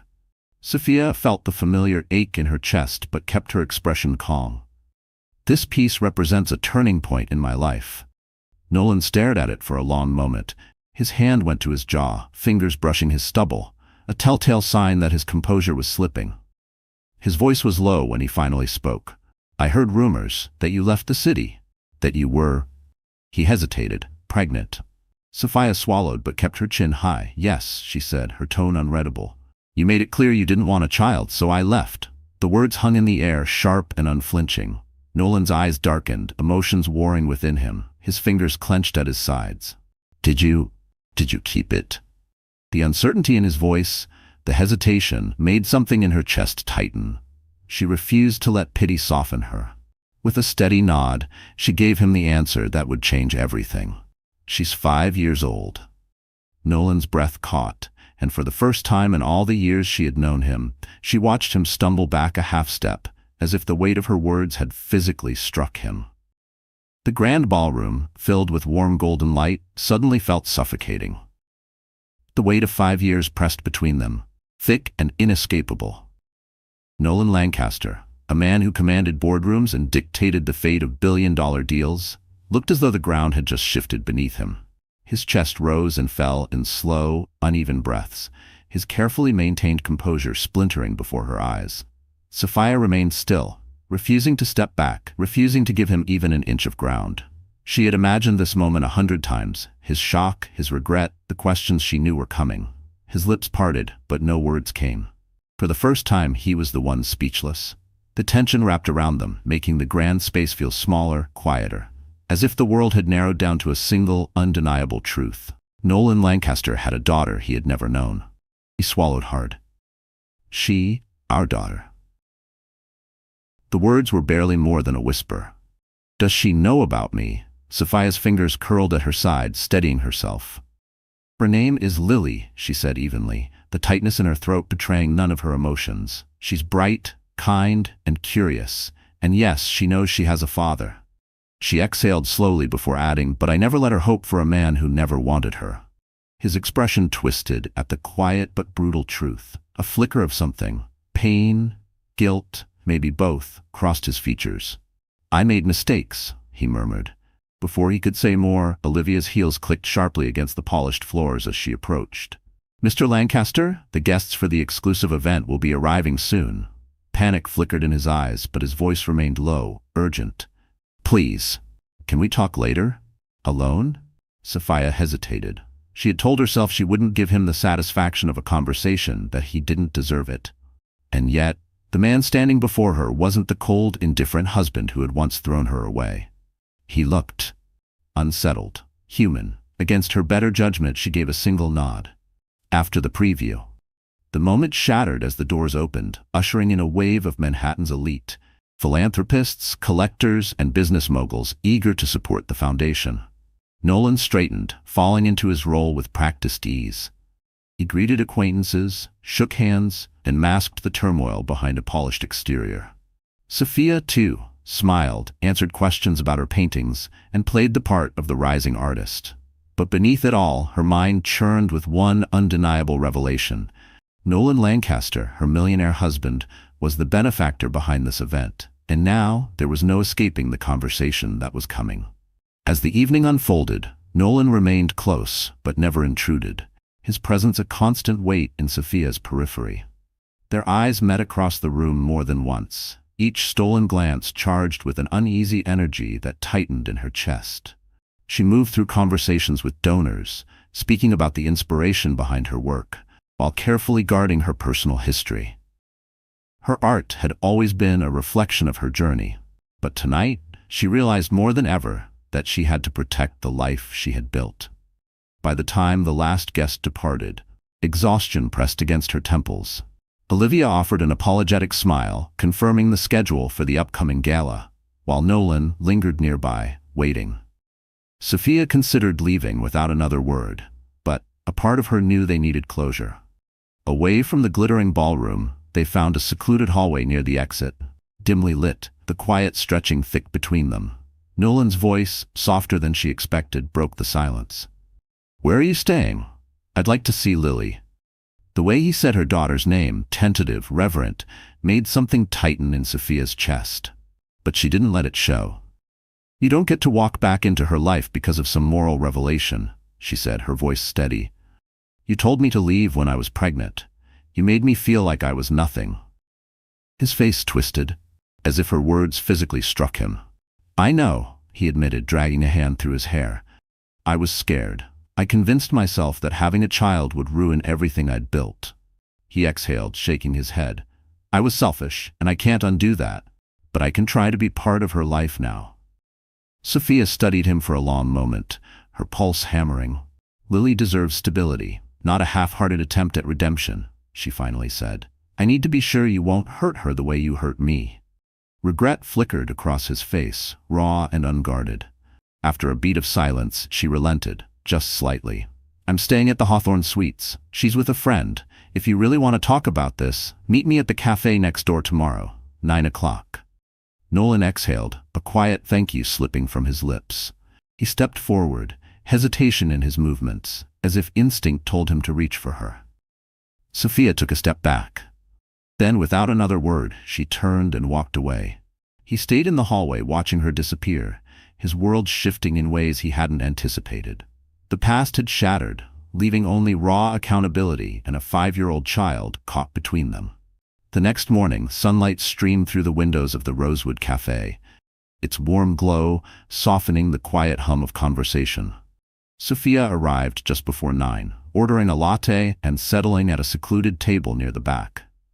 The faint strains of French music played in the background, steadying her nerves. She had left Lily in Margaret's care at the hotel, offering only a vague explanation. This was a private conversation from her past. At 9:05, Nolan walked through the door, his gaze sweeping the cafe before landing on her. Nolan scanned the cafe until his gaze landed on Sophia. She sat in the far corner, poised, unreadable, her fingers curled around a latte that had likely gone cold. He adjusted the cuffs of his tailored suit, a stark contrast to the relaxed atmosphere around them, before approaching with measured steps. She motioned for him to sit, but her expression remained distant. For a long moment, neither spoke. Sophia sipped her coffee, ignoring the storm of emotions she refused to show. It was Nolan who finally broke the silence. "Thank you for meeting me." She gave a slight nod, but her voice was firm. "I'll get straight to the point. Lily is my priority. Her well-being comes first, and I won't allow anyone to disrupt that, including you." His throat bobbed as he swallowed. "I understand." His fingers toyed with a sugar packet on the table, his usual confidence nowhere to be found. "I want to be in her life. I know I don't deserve an easy path, but I'm asking for a chance." Sophia studied him, searching for cracks in his sudden determination. "Why now?" she asked, tilting her head slightly. "Because you recognized me at the gala? Because the guilt of having a daughter you never knew finally caught up to you?" His jaw tightened. "It's not just guilt," he exhaled sharply. "I've had regrets for a long time." She arched a brow, unconvinced. "I'm not here to make excuses," he admitted, voice low. "I was selfish. I told myself a child would derail my ambitions, that your pregnancy was a betrayal." His hands clenched briefly before he reached into his jacket pocket and pulled out something small. A photograph. Sophia's breath hitched. She recognized it instantly, a candid snapshot from their honeymoon. She was in his arms, her laughter frozen in time, the happiness in her eyes untouched by the heartbreak that would come. "I've kept this for years," Nolan said, his voice rough. "I look at it sometimes and wonder what we could have been, if I hadn't pushed you away." Sophia stared at the photo, feeling a familiar ache stir in her chest, but she refused to let nostalgia soften her resolve. "If you want a relationship with Lily, you'll have to prove yourself," she said finally. "That means real, consistent effort. She's not a business deal you can negotiate your way into, Nolan. She's a child." His shoulders dropped slightly, his hands tightening around the photo before tucking it away. "I know. That's why I've already started making changes," he exhaled. "I've shifted more responsibilities to my executive team. I built my empire thinking it was the only thing that mattered. But now I want to be present for her." Sophia studied him carefully, weighing his words. Her millionaire husband had once chosen power over family. If he truly wanted to be a father now, he would have to prove it. Sophia tapped her fingers against the table, keeping her voice steady. "We start slow, supervised meetings only, in public places. You'll be introduced as a family friend, and I'll be there the entire time." Nolan exhaled, relief flashing across his face. "That's all I could ask for." She met his gaze, her stomach tightening at the emotion in his eyes. "This is for Lily. Don't mistake it for forgiveness." His throat bobbed as he swallowed. "I understand." They agreed on a plan. The first meeting would take place at a children's activity cafe near the hotel in 2 days. If Lily responded well, they would consider another lunch, but nothing was guaranteed. As they stepped outside, Sophia realized her hands were trembling. Nolan lingered on the sidewalk, watching her walk away with an expression that once would have unraveled her completely. But now, all that mattered was Lily's happiness. Whether this reunion would heal old wounds or rip them further apart remained to be seen. The next 48 hours passed in a blur of nerves. Sophia wrestled with equal parts dread and cautious hope. Margaret, ever the voice of reason, reassured her. "You're controlling the pace, and that means you're protecting her." Lily, meanwhile, beamed when Sophia mentioned that a special friend would be joining them for lunch. "Will they play with me?" she asked eagerly. "We'll see," Sophia replied, brushing a curl from her daughter's forehead. Lily had no idea how much this moment meant. Finally, the day arrived. The supervised visitation took place at the Playhouse, a vibrant activity cafe filled with the happy chaos of children. Murals of storybook castles and whimsical forests stretched across the walls, laughter echoing from the ball pit and craft stations. Sophia led Lily through the crowd, past a group of kids stacking oversized phone blocks.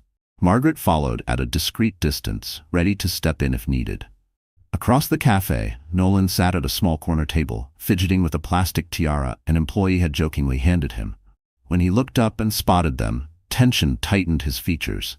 "Stay calm," she reminded herself, forcing a polite smile. Stopping a few steps away, she crouched next to Lily and spoke gently. "Sweetheart, this is Mr. Nolan. He's an old friend of Mommy's."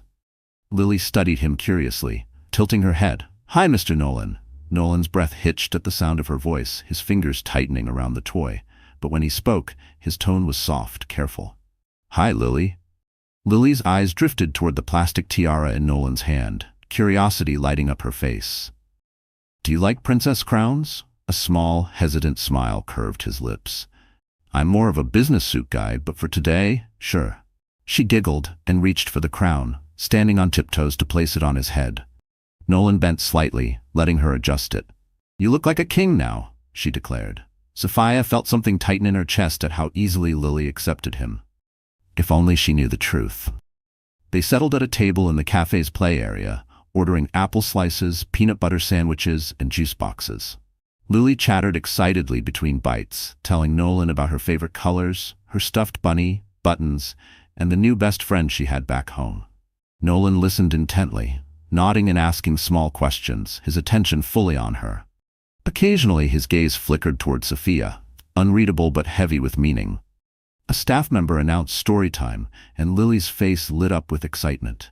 She barely spared a glance before dashing off to join the circle of children. Nolan watched her go, something fragile in his expression. "She's incredible," he murmured. "Thank you for raising her." Sophia's fingers tightened around her coffee cup. "She's her own person," she said quietly. "I just gave her a safe place to grow." She kept her tone even, but there was no denying the emotion beneath her words. When storytime ended, Lily returned wearing a paper crown she had decorated herself. With a giggle, she plopped down beside Nolan and held it up. "This one's better than yours." Laughing softly, he took off the plastic tiara and swapped it for hers. "Yours is much nicer," he agreed. Sophia watched the exchange with a mix of relief and quiet ache. Nolan wasn't trying to force himself into Lily's life. He wasn't making grand gestures or claiming a role he hadn't earned. He was simply present, absorbing every second as if he could make up for lost time. After an hour, Sophia decided it was enough for one day. As they prepared to leave, Lily turned to Nolan, eyes hopeful. "Will I see you again?" Nolan looked at Sophia, silently asking for permission. She hesitated before nodding. "One step at a time." He crouched beside Lily, offering a small wave. "I'd love to see you again, if your mom says it's okay." Lily grinned and threw her arms around him in a quick hug. "You're fun." Outside, Margaret gave Sophia a discreet thumbs up, while she exhaled shakily. By the cafe entrance, Nolan stood motionless, the paper crown still in his hand, watching them go. It had only been a single meeting, but it felt monumental. For the first time, the millionaire husband had stepped beyond his past mistakes and glimpsed the daughter he had once lost. As Sophia led Lily away from the cafe, she couldn't shake the thought that maybe letting Nolan in wasn't just about giving Lily a chance to know her father. Maybe, in some way, it was about finally finding peace for herself. The days that followed were a quiet storm of emotions. Nolan texted daily, not demanding, not overstepping, just checking in. His messages carried a humility and sincerity she had never seen in him before. He shared how much that brief hour had meant to him, how he couldn't stop thinking about Lily's laughter, her curious little questions. Sophia kept her responses polite but firm, maintaining the boundaries she had set. Yet, beneath her caution, something shifted. The anger she had carried for 5 years no longer felt like an immovable weight. Meanwhile, the city buzzed about the upcoming Westbridge Foundation Gala. Invitations had circulated among Chicago's elite, promising a dazzling evening of philanthropy and art. Sophia, once reluctant to speak publicly about her work, had found herself at the center of attention. The reclusive artist with an untold story. One afternoon, Nolan asked to meet for lunch, just the two of them, to discuss a co-parenting arrangement. She hesitated but agreed, choosing an upscale bistro near the Riverwalk, another neutral, public place. When she arrived, he was already there, tapping his phone nervously. As she approached, he stood, pulling out her chair. "Thanks for meeting me," he said. She nodded, picking up the menu. "Let's talk about Lily." Nolan leaned forward, his expression earnest. I want to do this right. I'm willing to commit to spending time with her regularly. Saturdays if that works. We can explore the city, museums, parks, maybe even a children's concert if she's interested. Sophia studied him, measuring his words. She loves museums and music, she admitted. But if you make a promise, you have to keep it. He met her gaze, unwavering. I will. I won't repeat my mistakes. For a moment, silence stretched between them, filled with the weight of everything unspoken. Then, in a voice barely above a whisper, she asked, Why did you hate the idea of a child so much back then? Nolan exhaled, rubbing the back of his neck. My father was distant, obsessed with work. I grew up never knowing if I mattered to him beyond being another responsibility. He hesitated. I swore I'd never be like him, but when you got pregnant, I panicked. I convinced myself that being a father would mean becoming him. Sophia swallowed hard, his words scraping against old wounds. Nolan shook his head. I was wrong, and I regret it every single day. Nolan's fingers tightened around the water glass, his knuckles white. And somehow I became exactly what I swore I wouldn't, he admitted, his voice raw. A man who thought providing money was enough while ignoring what really mattered. Worse, I pushed you away. Sophia's throat tightened. She had spent too many nights alone, pregnant and terrified, wishing he had shown even a fraction of this vulnerability. Lily deserves your best, she said quietly. If you're serious about being in her life, I won't stand in the way, but if you falter... She stopped herself, swallowing the lump in her throat. I won't.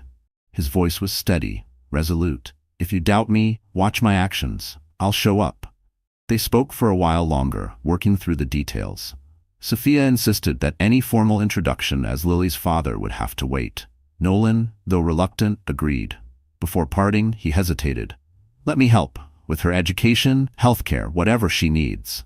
Sophia's first instinct was to refuse. She had spent years standing on her own, refusing to rely on him.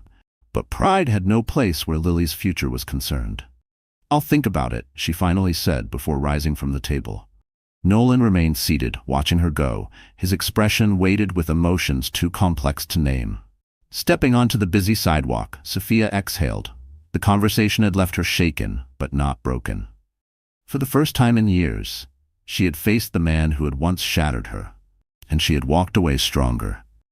Whether Nolan's change was real or just fleeting guilt, only time would tell. That question would have to wait. The night of the charity gala arrived in a blur of flashing cameras and anticipation. A red carpet stretched before the grand entrance of the Westbridge Hotel, welcoming Chicago's elite into an opulent ballroom draped in shimmering lights. The air buzzed with champagne-soaked conversation as photographers snapped pictures of socialites, celebrities, and business magnates gathering for the cause. Sophia stood near her art display, her heartbeat steady but electric. She wore an emerald gown that shimmered beneath the chandeliers, her hair swept into a loose updo that exuded effortless confidence. This was her moment, not just as an artist, but as a woman who had rebuilt herself from the ground up. For the first time in 5 years, she and Nolan would be seen in the same room, not as husband and wife, not as adversaries, but as two people bound by a secret far more powerful than their past, Lily. Margaret had taken Lily back to the hotel suite, away from the media frenzy, but Sophia still felt the weight of her daughter's presence in every choice she made. She had once been the quiet woman standing in Nolan Lancaster's shadow. Tonight, she stood in her own light. And she was ready for whatever came next. The gala wasn't meant for a 5-year-old, but part of Sophia wished Lily could see this, her mother standing tall, no longer overshadowed by the past. The ballroom buzzed with anticipation as guests admired the carefully curated art displays. Olivia Marks wove through the crowd, her smile bright as she reached Sophia's side. Your pieces are drawing a lot of attention. And, she hesitated before adding, Mr. Lancaster will be introducing you before your speech. A flicker of tension ran through Sophia's spine. Nolan, speaking on her behalf? The idea was almost absurd. But she forced herself to remain composed. She had earned this moment, and no one, not even her millionaire husband, could take that from her. Minutes later, the lights dimmed slightly as Nolan took the stage, his midnight blue tuxedo impeccable. The murmurs softened into silence, the weight of his presence commanding attention. His speech began with the importance of the Westbridge Foundation's work, his voice steady, measured. Then, seamlessly, he shifted. Tonight, we have the privilege of showcasing art that tells stories of resilience and transformation, he said, his gaze sweeping the audience. Few artists capture that spirit as profoundly as Miss Sophia Caldwell. Applause rose as Sophia approached the stage. For the briefest moment, her eyes met Nolan's. There was pride there, an unspoken acknowledgement, maybe even an apology. But she refused to dwell on it. Turning to the microphone, she steadied her breath. She spoke about the power of art to reflect struggle and renewal, about how each painting carried its own journey. Though she never explicitly mentioned her past, the truth wove itself into her words. She ended by thanking the Foundation for their commitment to helping women reclaim their futures, their independence, their voices. The room erupted into a standing ovation. Flashes went off as cameras captured the moment. Sophia Caldwell, poised, accomplished, untouchable. As she stepped down, Nolan extended his hand, wordlessly offering support. For a heartbeat, she hesitated. Then, with quiet grace, she placed her fingertips against his, letting him guide her off the stage. "Your speech was incredible," he murmured. "I'm honored to have supported this cause." She withdrew her hand gently. "Thank you," she replied, her tone unreadable. "You did well too." The charity auction commenced, raising extraordinary sums. Several of Sophia's paintings sparked competitive bidding, culminating in a record sale that left her both stunned and deeply grateful. Nearby, Nolan was approached by powerful executives, congratulating him on the event's success. Meanwhile, Sophia moved through the crowd, receiving praise from collectors and donors, her heart pounding with exhilaration. For the first time in years, she wasn't just surviving. She was thriving. Sophia stepped onto the terrace, seeking a moment of quiet away from the glowing chandeliers, and murmured congratulations. Below, the city pulsed with life, the golden light stretching endlessly into the night. Footsteps approached behind her. Nolan. There was a tension in his posture, a hesitance she wasn't used to seeing. "I wanted to say goodbye before I leave," he said softly. "And to ask if I could see Lily tomorrow." Sophia turned, searching his face for any trace of hesitation. Instead, she saw only quiet determination. "I was thinking we could take her to the Children's Museum before you head back to Boston." Memories flickered. Pain, abandonment, the nights she spent whispering to her unborn child, promising she'd never let her feel unwanted. But another memory surfaced too. Lily's laughter when she met Nolan for the first time. The way she had so easily accepted him, unaware of the past that complicated his presence in her life. Sophia inhaled. "Yes," she said finally. "We'll take it one step at a time." Relief softened Nolan's features, his gratitude clear in the way his shoulders loosened. "Thank you, Sophia." For a moment, they stood side by side, two people who had once been bound by love and then torn apart by betrayal. Now, they faced something neither had expected, a chance to rewrite their roles, not as husband and wife, but as parents navigating an uncertain future. Inside, the sound of applause continued, the world still seeing them as nothing more than philanthropic allies. But standing in the night air, the truth was far more complicated. Life's greatest losses sometimes pave the way for unexpected rebirth. Sophia had once been shattered by Nolan's rejection, forced to rebuild herself from nothing. Now, she stood stronger, not defined by his past mistakes, but by the love she had found in raising their daughter. And Nolan, blinded by ambition, haunted by regret, was learning that no amount of wealth, no empire he'd built, could fill the void left by the child he had once denied. Their reunion, first through a chance encounter at a charity gala, then through cautious visits with Lily, was proof that even the deepest wounds could heal, if both were willing to try. If Sophia's resilience and Nolan's redemption resonated with you, please like, share, and subscribe to our channel. Because even in life's darkest moments, hope and new beginnings are always possible.